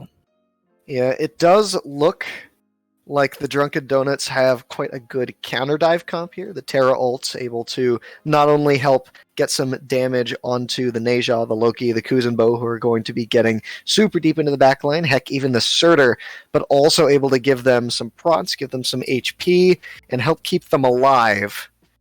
And the burn from this Merlin, the burn from the Soul, if you just give them a little bit of time, they're going to burn down HP bars really fast. But not just HP bars, objectives as well, this time leaning further into objective pushing. And do you think the Drunken Donuts are going to be able to punish the Frost Foxes here maybe a little bit harder this game for not picking up a traditional ADC and losing out on some of that objective damage? It's entirely possible they could shred those objectives. Having both Merlin and Soul means that your ability to just burn through it almost immediately, not even a Gold Fury can stand up to that.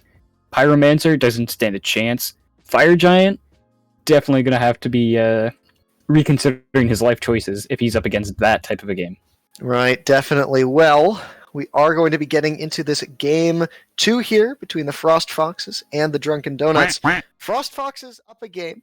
And it looks like everyone is going to the roles that we thought they would. This Loki ADC is, in fact, going to be run back by Awesome Luke. I do want to say, though, if you are burning objectives, if you're the Drunken Donuts, you have to watch that Kraken. Absolutely. That is going to be the main secure on the side of the Frost Foxes. Obviously, you don't want to discount anybody else on that team, but as far as secure goes, leaving a 50-50 against a Kraken may not be your best bet. I do think they have a good chance at it with the Supernova, especially with the Fear No Evil to just keep them away as long as possible. But the question is, will the Drunken Donuts be able to readjust those team fights and fix their positioning to not get those early picks and let the Frost Foxes run away with that lead this time. Yeah, I guess that all remains to be seen here. I am wondering about early aggression once again, because, I mean, Kuzenbo Loki, I thought the last lane was going to be keen on bullying, but this lane, so much kill pressure. Hercules had the pull, had the driving strike, able to get some positioning, but a Kuzenbo being able to yank people in, firing off that Kappa, I don't know how far up the Drunken Donuts are going to be able to play. Not very far, I would imagine, but they do still have that extra certainty and safety coming from the fact that Soul, not very easy to box in the early game, and her sustain is also really solid. So being able to fight her is going to be extremely difficult, especially when they get to lane first. Oh, most certainly. The stun, good there from this Terra, and Poke is going to be the name of the game here for the Drunken Donuts. You don't want to let the Frost Foxes be able to get close enough to you in order to capitalize on that aggression. And this is going to be a look at the Surtur as well. Again, relatively new God 2 competitive, just legalized a couple days ago, so interested to see how this is able to do once we get through the laning phase. But even in the laning phase, as J-Rod does get sent to low HP. Terminator, though, looking for something here. Unfortunately, Go Boom is also looking at the mid laner. Simple Fate taking a lot of damage down to half HP, but so is the Frost Fox's mid laner. King Xerath is going to have to reconsider just how quickly he's going to be able to step up to those waves if Terminator is anywhere near him. Those wards can come in handy this game.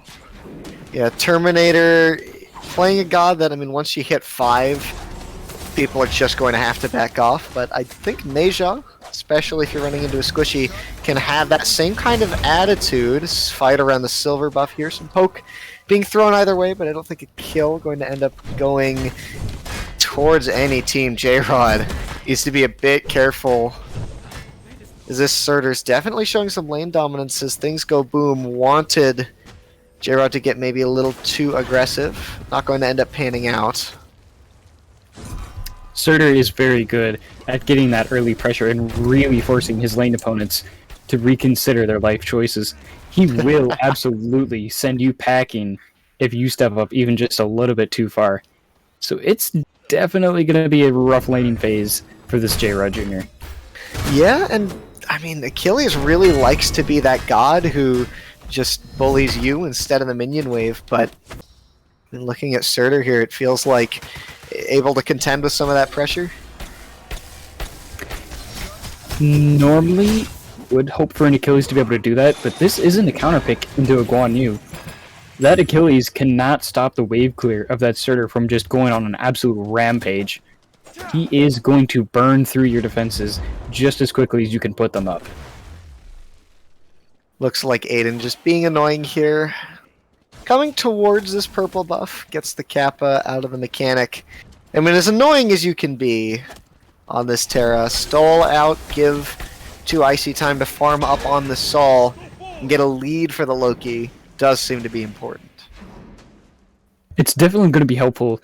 Giving that extra time for Sol to clear out that wave forces the minions all the way back. That gives a lot of extra space, so now Kuzenbo and Loki are going to have to be careful about how far they step up. Speaking of stepping up, Orange. Yeah, Orange going to have to be careful as well. Because J-Rod on this Achilles, we did talk about how Achilles can really pump through the damage, but things go boom on the way over. J-Rod fought back, but maybe got a little too aggressive. Has to expend the ult, but the Windfire wheels come through. Up into the sky. Where's the follow-up? J-Rod trying to make his way out. 2 dashes, gets the heal, goes under tower, gets a stun. Under tower goes, things go boom. Orange tries to chase after, but J-Rod makes it out and things go boom. Trades ult for ult, but gets a little more than that. Unfortunately, there just wasn't quite enough damage from Orange to be able to confirm that kill onto J-Rod. A beautiful gank from Boom, but just wasn't quite enough damage. That J-Rod going to be quite tanky, so they're going to have to reconsider their gank next time he steps up. Most definitely. And now, you see, because of that rotation, iTerminator has a small lead onto Things Go Boom in the jungle here. And definitely like to have that if you're the Hunbats here, right? And Hunbats at level 6 as well. We were talking about rotations. Wouldn't be surprised to see this Hunbat start to get active as well. He definitely does want to go ahead and get that Jotun's Wrath online before he starts dropping that Fear No Evil, just because that 20% cooldown is really going to make a big difference for him, since that Fear No Evil really kind of makes or breaks the kit. Similar to the Thor that we saw on Things Go Boom last game, once you've got that ultimate, you can burn beads left and right, but without it up, it doesn't feel too great to be playing in the early game. Right. Gold per minute looking solidly in the favor of this Surtur over in the solo lane. And, I mean, we talked about the lane dominance that this character does have. That plus an extra gank over got him a good deal of pressure. Interested to see how the Frost Foxes leverage this. Some fanfare in the mid lane. Aiden dropped a bit low, but able to get out. So, some chip damage onto Aiden forces it back out, which is important. And it looks like that is just going to be for the sake of these mid-harpies. As this Poseidon still does do pretty darn good clear, both on objectives and on camps, on wave. So I wouldn't be surprised to see the Frost Foxes start to play through this. As it looks like Things Go Boom getting active and left. Good disapparate. A beautiful disapparate and getting almost all of that damage. Armillary Sash on the mark, but doesn't do anything because of disapparate, and even the ring toss does nothing from those bastions. Not able to find anything there, so Things Go Boom is just going to have to reconsider where he's going to be farming. He's going to go ahead and back. Here's something surprising. iTerminator had the level lead just a bit ago, but I mean, if you saw just a couple of seconds ago, Things Go Boom actually basically even a little bit ahead of iTerminator in terms of experience. Yeah, if we go to net worth, ahead by roughly 100 gold. Beads burned out from Simple Fate, and the ring bounce bouncing off the Bastion. I mean, what a buff to give this character. Does a lot of chip damage to Simple Fate there. Definitely going to be very dangerous. You have to be careful about where you position when there's a Naja on the map. If your Bastions are still up, you have to be very careful. Yeah, and positioning here. Get the shield buff. The sash misses, hits the pillar. And this is going to be a disengage from the Drunken Donuts. Frost Foxes. Things Go Boom been getting extraordinarily active. And Terminator on this Hunbat's yet to see it really start to make plays here. The sash hits. Jumps over the wall. Saves the ult. Does get hit by the Windfire Wheels, and that's going to be the beads burn from this Hunbats. And this Hunbats just seemingly hasn't really been a factor in this game yet. He's definitely not been doing quite as much damage, and I have yet to see that Fear No Evil being dropped in a fight. So it's not going to be the greatest feeling for Terminator here. Fortunately for his team, everybody else seems to be doing relatively okay, but the Frost Fox is starting to get a little bit of a gold lead so far. Drunken Donuts need to be careful before they let this get out of hand.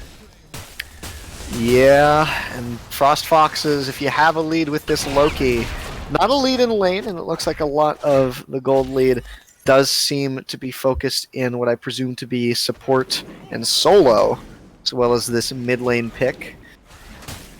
The ADC lane seems to be the only lane that's behind, and probably not the one that you want behind.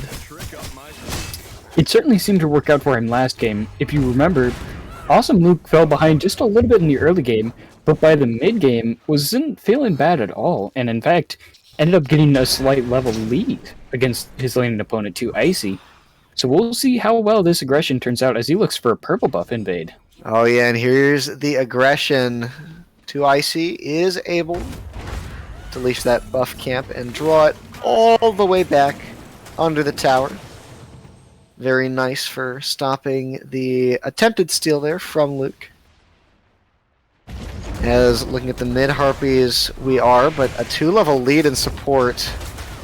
Gotta be a little worried here if you're Aiden that this Kuzenbo has some damage of its own, and I mean the tankier this Kuzenbo is, the more it can set up for this Zeus to really start, or sorry, for this Poseidon, excuse me, to really start landing damage. I believe what you're looking for was Zarus, not Zeus, but they're very similar. Yeah, wrong white-haired, bearded guy from the Greek pantheon. Anyways. Well, it is Greek. It's normally one of those causing the trouble, so... Oh, things go boom. Comes in on a J-Rod and save the Windfire Wheels. And that's going to be easy as she goes. Things go boom, credited to the kill. And that is first blood for the Frost Foxes. 10 minutes, 30 seconds into the game. Aiden, the first blood may have been a little bit late, but Aiden is even later on this rotation, not able to save his teammate and ends up catching the hands down to half HP. Forced to back out of that one. Yeah, trying to defend this tower. Looks like Aiden will be able to do it. As Awesome Luke actually has 2 Icy forced back to tower here. Goes in, gets the kill despite the Supernova. And I mean, this Sol was picked knowing that the lane matchup would be into the Loki. That's a solo kill for Awesome Luke. And that's disaster striking here. If you're the Drunken Donuts, 2 kills dropped in the last roughly 40 seconds. And now some aggression shown onto this right-hand side of the map. Wouldn't be surprised to see some objective pulls in the near future. That was certainly a solo kill. Beautiful pickup from Awesome Luke, knowing exactly when to drop the Assassinate. The Frostfox is certainly setting up a nice little lead from themselves. This aggression is really starting to pay off. Is this tower going to go down as well? To Icy on his way over, but it looks like the tower is not going to be able to stand strong.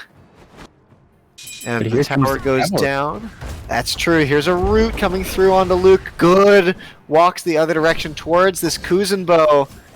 The team is here, though, from the Drunken Donuts, but the damage does not appear to be as Fate actually gets dove. The Terra ult comes through, but the Windfire Wheels go in onto Simple Fate, taking up into the air. Huge Fear No Evil, and this is the first time we see iTerminator getting involved in some of these fights. Awesome Luke taken low, pushed, and the good beads gets him out of the way of the Kraken. The Kraken hits nothing as Awesome Luke playing Ring Around the Rosie and does appear to actually get out. Not going to teleport in is iTerminator off of that monkey toss. The mechanic is low, but not dead. And low HP bars across the board for the Frost Foxes. But the only one to die in this fight is Simple Fate, making this 3-0 in the kill column for the Frost Foxes. As hold that thought, Awesome Luke gets taken out, stays a little bit too long trying to invade that purple buff. And this is the Gold Fury call from the Drunken Donuts. I'm not entirely sure what Awesome Luke was still doing at the purple buff.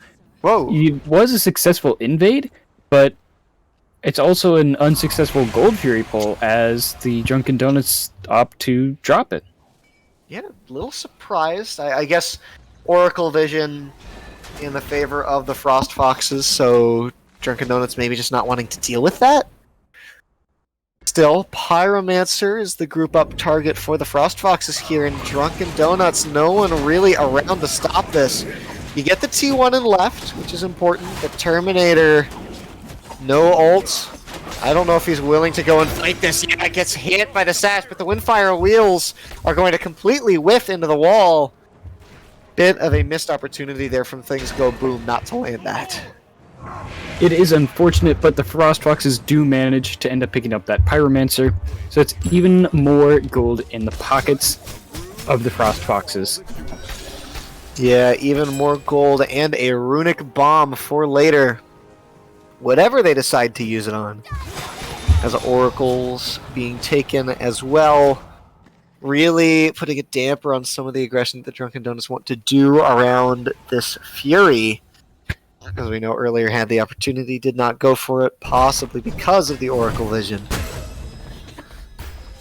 Looking at the scaling, Book of Thoth almost completed for Simple Fate. King Zarus still yet to fully stack his, but has more stacks on this tablet. As Hold That Thought, iTerminator goes in on Awesome Luke, gets hit by the sash, the jump out, and an Assassinate comes through from Awesome Luke. And that is aggression turned around onto iTerminator. Just too many people there from the Frost Foxes. And this Hunbats needed to get active, but I mean, that's just not the way. Mechanic gets the push onto 2 Icy. Good route from Aiden. Mechanic taking quite a bit of damage here. The Merlin damage is good. The stun is good. 2 Icy gets the kill. Awesome Luke now chipping some through. Good Aegis, though, keeps 2 Icy from taking too much damage from that Kraken. Things go boom. Going on to 2 Icy here, but the big bluestone ticks coming through from this Loki. And that's going to spell the end of this fight.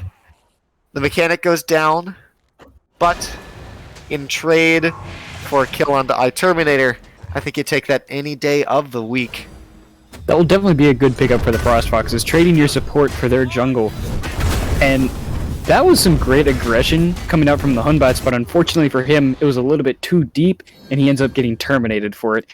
That will be 1 death on his record. Not the great thing that he's looking for. As his opponent, things go boom, is now 3-0-0 as Naja. Good sidestep of the sash there. Aiden caught out of it. Good route. Trying to keep things go boom here. Terminator comes in with the ult, but only gets a bit of damage here. Pulls the beads off of 2, though, and that looks like it's going to be the call to start up. No, just a retreat towards the Gold Fury instead from the Drunken Donuts. Just seem unwilling to try and push these objectives right now, despite having the Merlin and despite having the Sol. It's some good discipline not getting too hasty. The Drunken Donuts do still have to be very careful about just how far they push up. They need to get those picks before they can really force these fights. As we see another one possibly brewing. Possibly, but no, it looks like it's going to be a Gold Fury pull instead for the Frost Foxes, and this is burning extraordinarily fast. You have 4 people on it, and they get it instead and extend this lead even further. Roughly a 4.9k gold lead here in favor of the Frost Foxes. And definitely a lot different from what we saw last game. Last game was more even for a lot of the match. As a pause does come through, we'll throw it over to the Picks and Ban screen real quick and maybe discuss some things while we wait for that to get figured out. I mean, the current game state looking quite heavily in favor of the Frost Foxes, and you have this Loki at level 17, 2 levels ahead of the next highest level player in the game. So once that Loki gets into the back line, I could see that being quite a disaster for the Drunken Donuts. It's definitely going to be a challenge to be facing off against. That Loki having that much of a lead, once he gets those items online, especially that Bluestone, just like we saw last game, he will go absolutely crazy. Those knives will find their way into your back, and you will find your way back to Fountain. Forcibly. Yes, I will say, I do have to respect Terminator. I do have to respect Terminator. Despite the fact that he doesn't have quite as much of a lead, he is showing no hesitation, jumping right into the fray, and showing he is absolutely fearless, dropping ults left and right. It doesn't matter who he's against, he will make sure you get taunted away. Yeah, but I mean, it seems like everyone has the beads up. There really hasn't been much pressure on the beads. I mean, the only thing I could see burning it is maybe some Terra stuns or a stun from the shield of J-Rod on the Achilles here, but other than that, everyone's had the beads up every time iTerminator's ulted, so they're just able to walk out, get away, re-engage at a later time when that ult isn't up.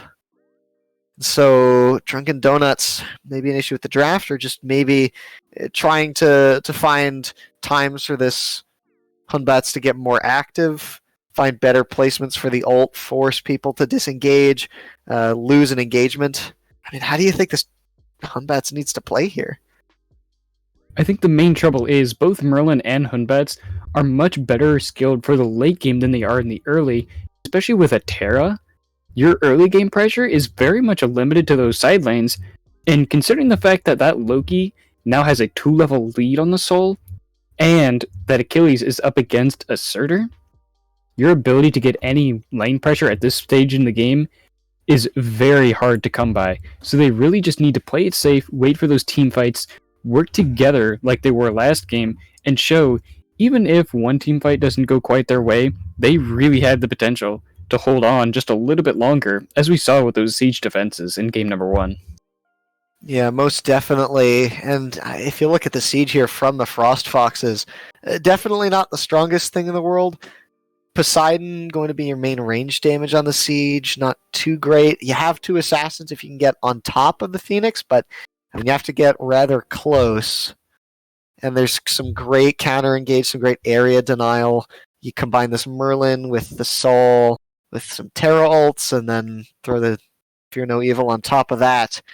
Wouldn't be surprised if things do come to an even Phoenix defense, the Drunken Donuts will be able to make some money there. But I mean, if you're scaling for late game, you can't let things get too out of hand, because right now the Frost Foxes seem to be running away with things a little.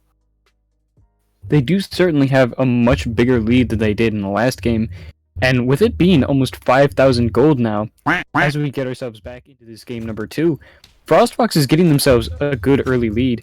They have the pressure and the know-how to make it work. So the Drunken Donuts really need to be careful about how they play this.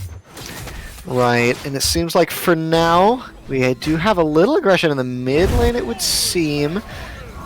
Aiden playing really far up, gets pushed under the tower. iTerminator comes down, huge Fear No Evil, huge Terra ult, but I mean the damage just afterwards isn't there. The Sash comes through the Kraken after the Windfire Wheels, and iTerminator knocked up and taken down as a push by the Kuzenbo, and the Whirlpool just kills Simple Fate as Aiden running for his life, able to back up and make it out. J-Rod forced to look on in horror as the jungle and the mid are dropped from the Drunken Donuts. Definitely not the greatest fight from the Drunken Donuts, but a beautiful conversion from the Frost Foxes. Even though that was a beautiful Fear No Evil from Terminator, the turnaround and immediate punishment that he received for it was proof that the Frost Foxes are ready to make this game theirs. They've got themselves a lead, and they are not afraid to use it against them. Yeah, not having the Agni in the mid lane here, how do you think that is affecting? Because if you had an Agni in the mid lane as opposed to this Merlin, you could be able to go for stuff like that from that much of a distance, but this Merlin definitely more oriented towards the tick damage.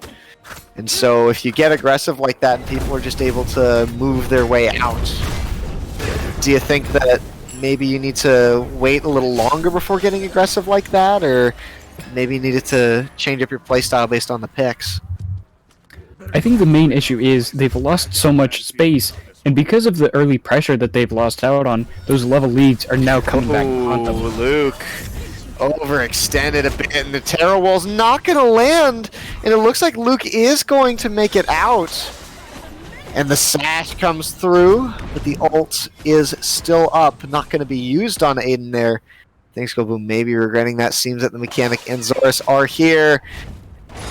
Doesn't think he needs to use the ult onto Aiden. As Aiden backs up, good wall might get him out of here, and it will. So, almost get that kill onto Awesome Luke. Terminator takes the mid T1, gets some gold in the pocket of the Drunken Donuts. But still, this lead, 5.6k experience, 5k, really not looking very good for the Drunken Donuts. Definitely not what they're hoping for after the last game. They did a much better job at holding on just a little bit longer, but right now, the Frost Fox is really getting their synergy together as we see the Drunken Donuts looking for a counter gank over in the solo lane. Yeah, but, I mean, how much can you really do to this Surtur?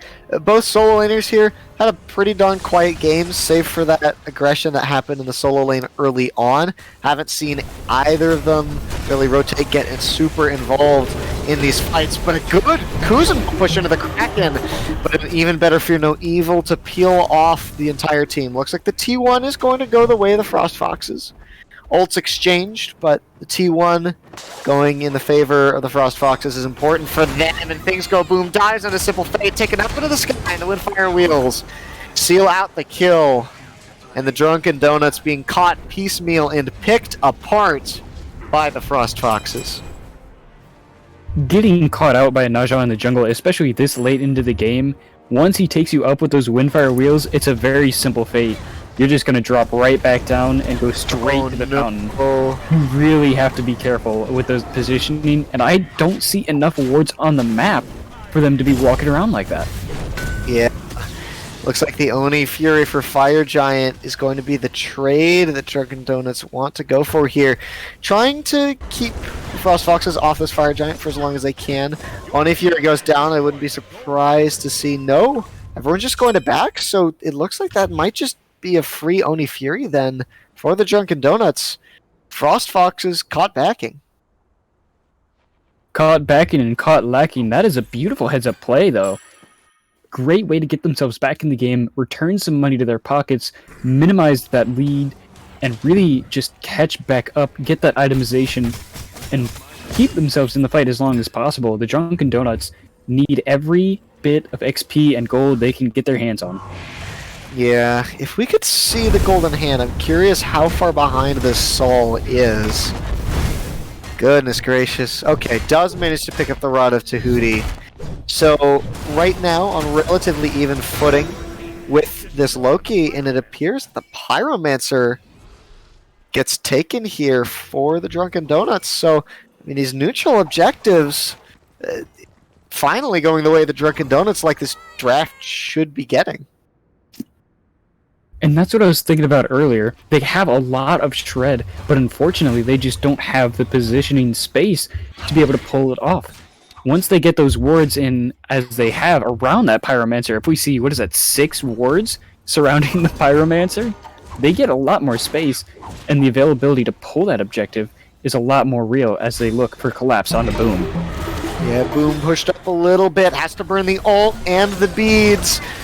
Doesn't even get the tower, but huge ult from Awesome Luke goes in, cleans up Simple Fate, cleans up by Terminator, and the execute though from J-Rod is huge here, but it's still 3v3, the Kraken comes down, good Aegis from 2 Icy keeps him alive, but 2 Icy stuck in the middle of everyone on this Saul, and the mechanic credited for the kill, Aiden being knocked low, and only the tanks survive for the Drunken Donuts. It's 3 for 1 in the favor of the Frost Foxes, plus this T2 tower.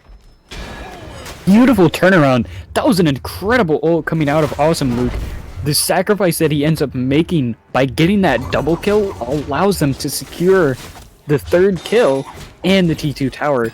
This opens up a lot of extra time for the Frost Foxes to deny farm to the Drunken Donuts. This is going to be a huge turnaround. Of course, and getting these T2 towers as well, extremely important even before Fire Giant, because the sooner you can get rid of these, the sooner you can start pushing those Phoenixes. And it looks like pressure on the Fire Giant is going to now be the play for the Frost Foxes. Ward control around Fire Giant, at the very least for the most part, in favor of Drunken Donuts. But that could definitely change as people start to group up around this objective. Frost Foxes are going to be making use of all the extra time and space that they get. They do have a gold lead, about 7,000. They really need to make as much use as possible.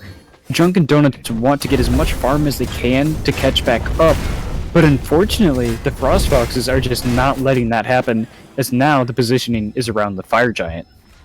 Yeah, things go Boom, playing far a bit. Good stun, though. Things go Boom, maybe taking more damage than he bargained for. Takes a lot from that Supernova, but Terminator on the chase down. Has to pop the Fear No Evil. The execute comes through. 2 Icy goes down, but so does Things Go Boom. Terminator still alive in the back line. Simple Fate, Aegis is out the Kraken. And these Aegises have been huge to keep these backliners alive. My Terminator, though, still dead and not able to make his way through. This Poseidon damage is huge, and J-Rod is trying to get to Awesome Luke, but isn't able to do it. Still backing up, and King Zarus has just been able to free cast in the backline on this Poseidon. The double assassins, the Kuzenbo, and this Surtur have just been a thorn in the side of the Drunken Donuts, unable to stop this Poseidon. And now they're even making their way all the way over from the Fire Giant side to secure this Primal Fury. That's going to give them an extra bit of damage against that Fire Giant as soon as they want to try and take it up. And you do have to consider that was a good turnaround from Terminator and J-Rod to pick out Things Go Boom. Because once he got caught underneath that Supernova and the Fear No Evil, he did in fact go boom. Definitely, but I mean the problem was that you dealt a lot of damage, but they had to commit so much and had to push so far forward away from the rest of their team that they got split and killed for it. And at that point, you're just pushing into the Frost Foxes. And looks like Things Go Boom still getting aggressive onto Aiden here. And that is ult down on Things Go Boom here. A big ultimate to have down. Should a team fight arise? Looks like Pyromancer aggression. J-Rod taking a ton of damage, pulled in by the Kuzenbo. Has to use the execute to get out, and that's a good pickup here from the Frost Foxes. As the Surtur ult is coming through, but no, just going to opt to disengage instead. Pyromancer, though, does seem to be free here for the Frost Foxes. Terminator was farming in right, waiting for the silver buff. Possibly just needs a little bit more gold in order to get something done. But yeah, looking at this player damage chart, this Hunbats really hasn't done that much. 7,500 damage. Below even the Kuzenbo. He's just really need unable to see get this in. Hunbats get active. Yeah. Definitely not a great feeling. Yeah, everyone usually having the beads up. Beads still up on 3, right? And those are Surtur, who has beads, Poseidon, and Loki. Beads are down in the Neja for another minute and a half. But, I mean, if you're ulting Neja, it's going to be hard to pop that ult onto the back line.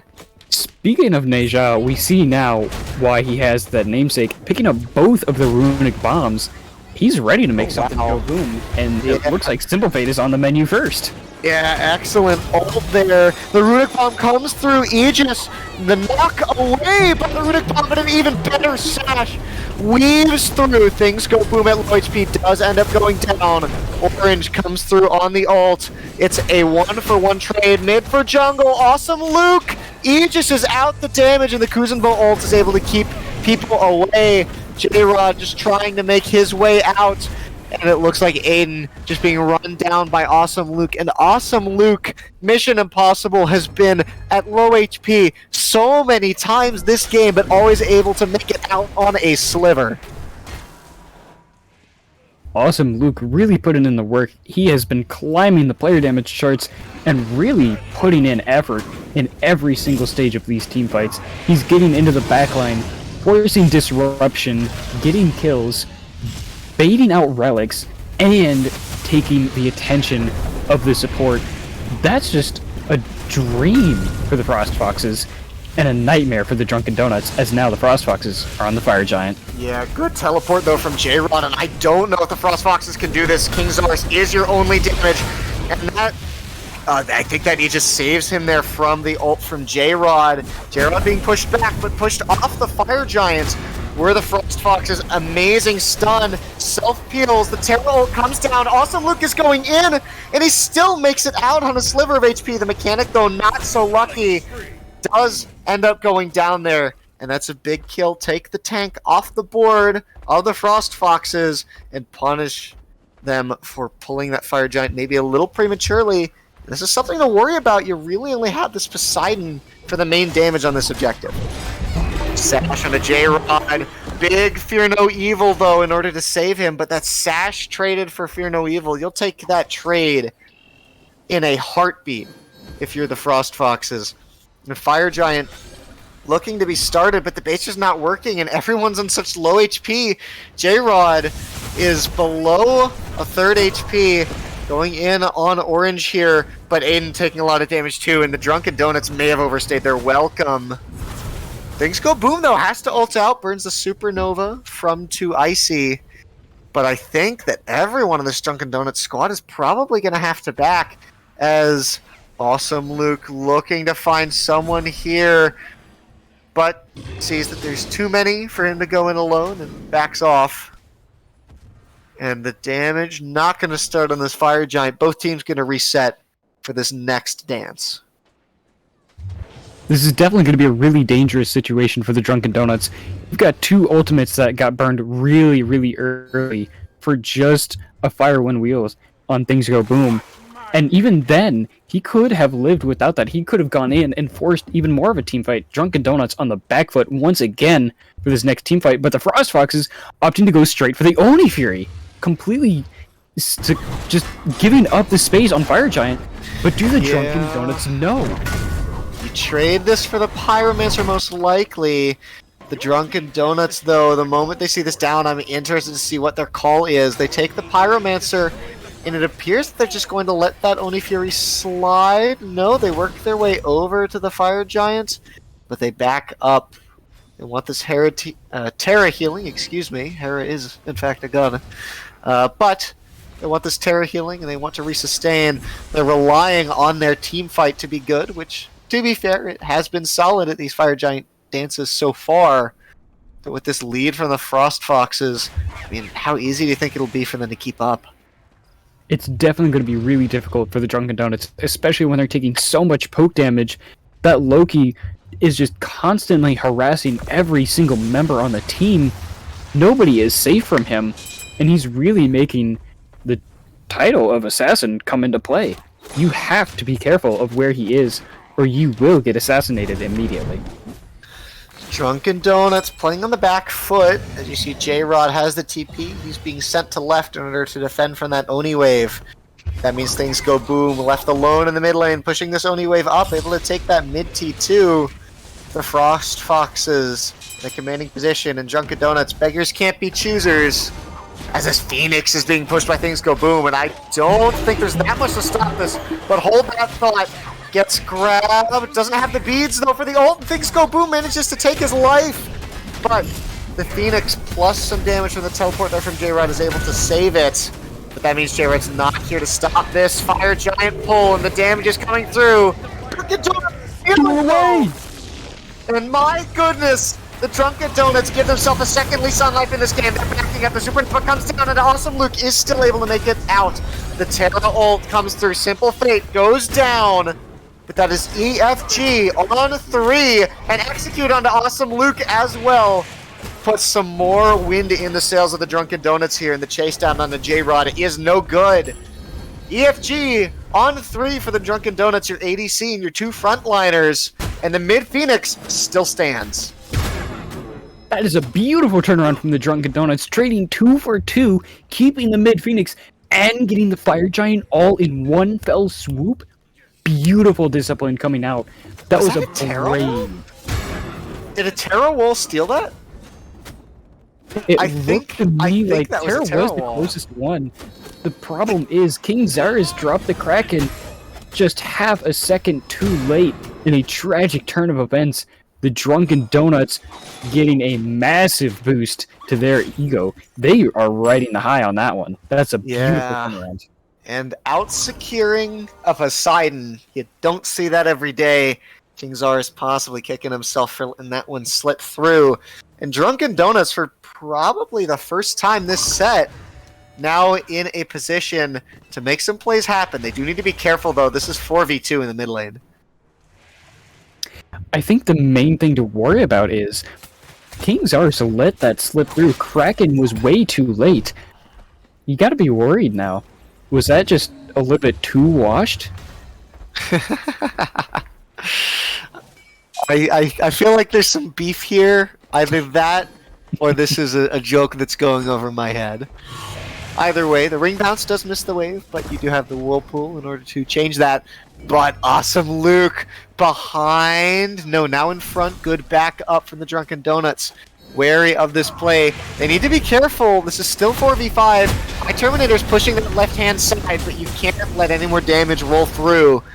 And here come the Windfire Wheels on to Aiden, though. Only onto the support. The Kraken comes down. The Terror comes down as well. Surtery into the back line. And Awesome Luke kills Simple Fate. The mechanic goes down to J-Rob, but that's just the support going down. And this is 3 for 1. Make that 4 for 1 as the Hunbat comes through. Fear No Evil's huge, but a stun into a death. And the Drunken Donuts get separated and killed. Terminator just not there to help with the fight. That was a beautiful turnaround from the Frost Foxes. Starting out on the back foot of that fight, they turned it around very quickly, took advantage of the fact that it was a 4v5. Terminator was just too slow in being rotating from that dual lane, and unfortunately, it ended up spelling disaster for the Drunken Donuts as they get decided and lose a mid-Phoenix for it. Are they going to try and end here? I think they possibly can. Orange is relatively tanky on the Surtur, and this massive damage coming through from the Poseidon. This might just be it, folks. The end of the set. Drunken Donuts get their first taste, the first bite of a lead, and they choke on it. The Frost Foxes take this set in 2. That is a beautiful turnaround from the Frost Foxes. One team fight made the entire difference. What started out as a bad fight turned into an even worse one as the Drunken Donuts get a little bit too aggressive and end up losing it all. Yeah, Relics up after the end of that for iTerminator. We are going to see if we can try and get an interview with someone. Just checking in with production after this match. Either way, if we want to go over this game, Loki player damage 43,000 on this Loki ADC. So Awesome Luke really showing us up for, I guess, questioning this pick. Had a bit more of a quiet game 1, but able to get this rolling in game 2. He certainly made it work. It's definitely not the most conventional of picks, but by no means was it bad. In fact, it ended up working out really well for him as he goes 7-4-10 with 43,000 player damage. The only thing he missed out on was wards. Probably busy spending all that money on the items he was grabbing. I also want to draw your attention to the damage taken from King Zarus on this Poseidon. 11k damage taken. Compared to everyone else in this game, that is nothing. This Poseidon was just kept safe, allowed to free cast in the backline the entirety of this game. And I mean, really shifted the outcome of a lot of these team fights, don't you think?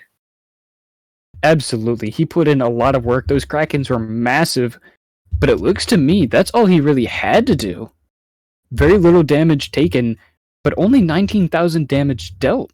He didn't even have to enter those team fights. Between Awesome Luke and Things Go Boom, there was no space to even get close. Yeah.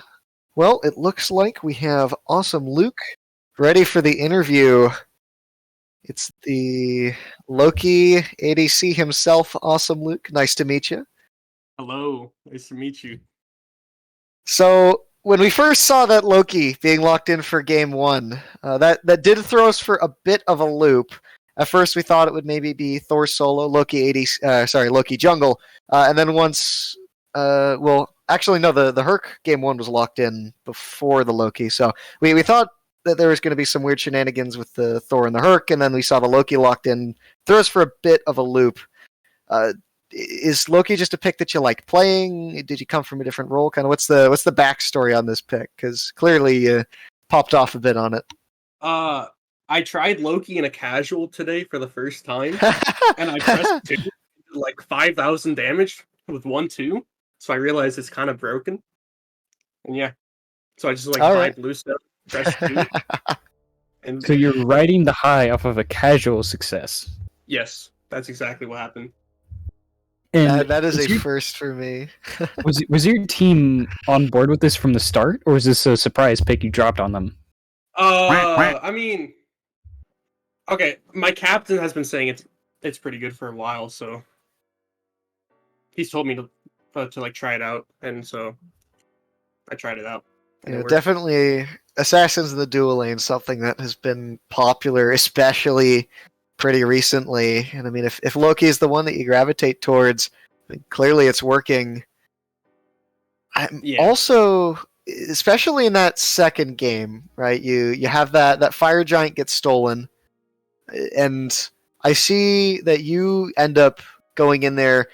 Did you see iTerminator in that left lane and realize that this was the opportunity to kind of flip the game?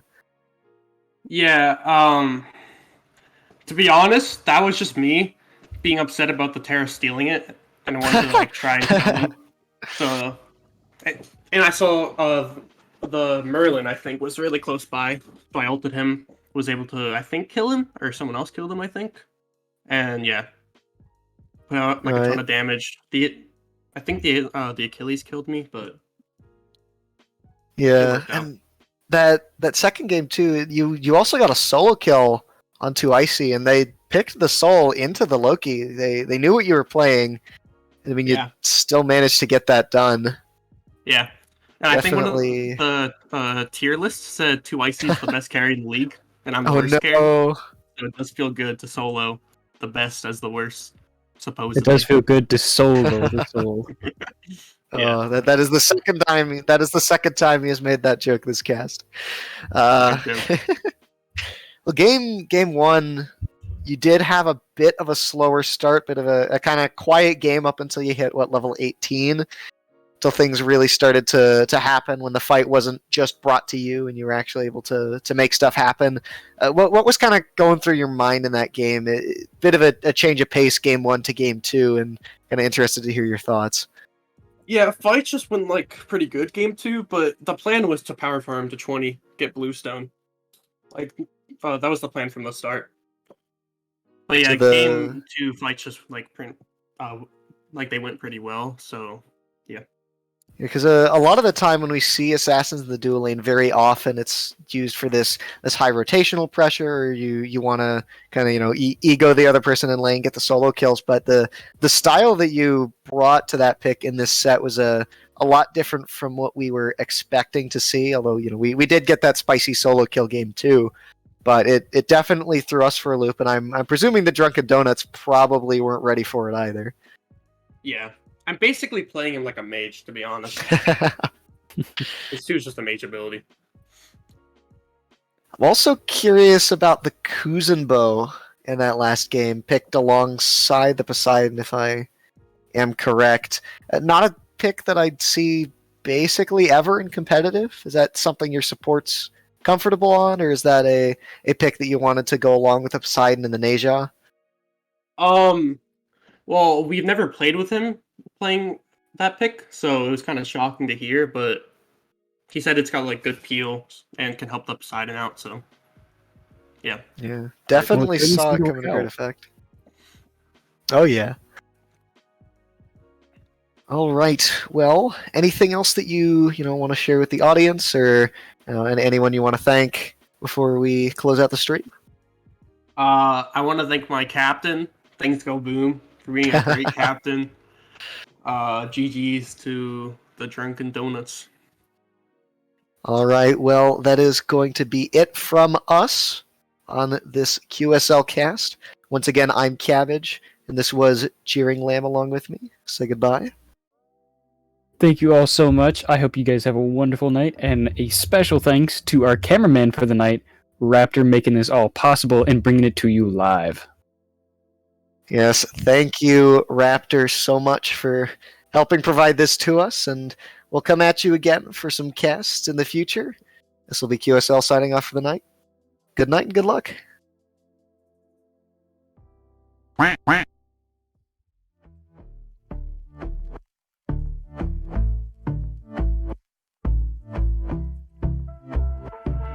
I've been chillin', watching the ocean with you. Baby, up with a slow motion crew. And we up in our cloudlands when people change, but not us.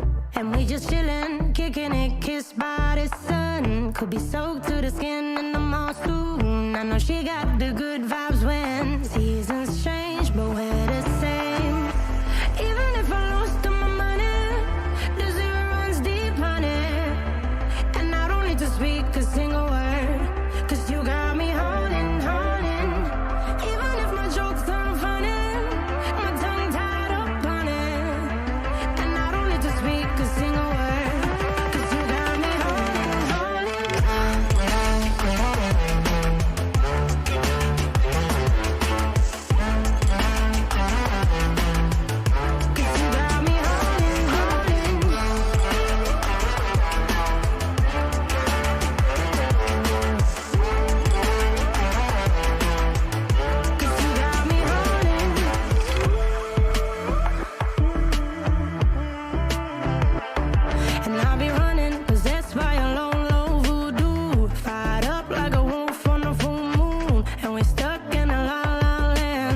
tides will turn without us.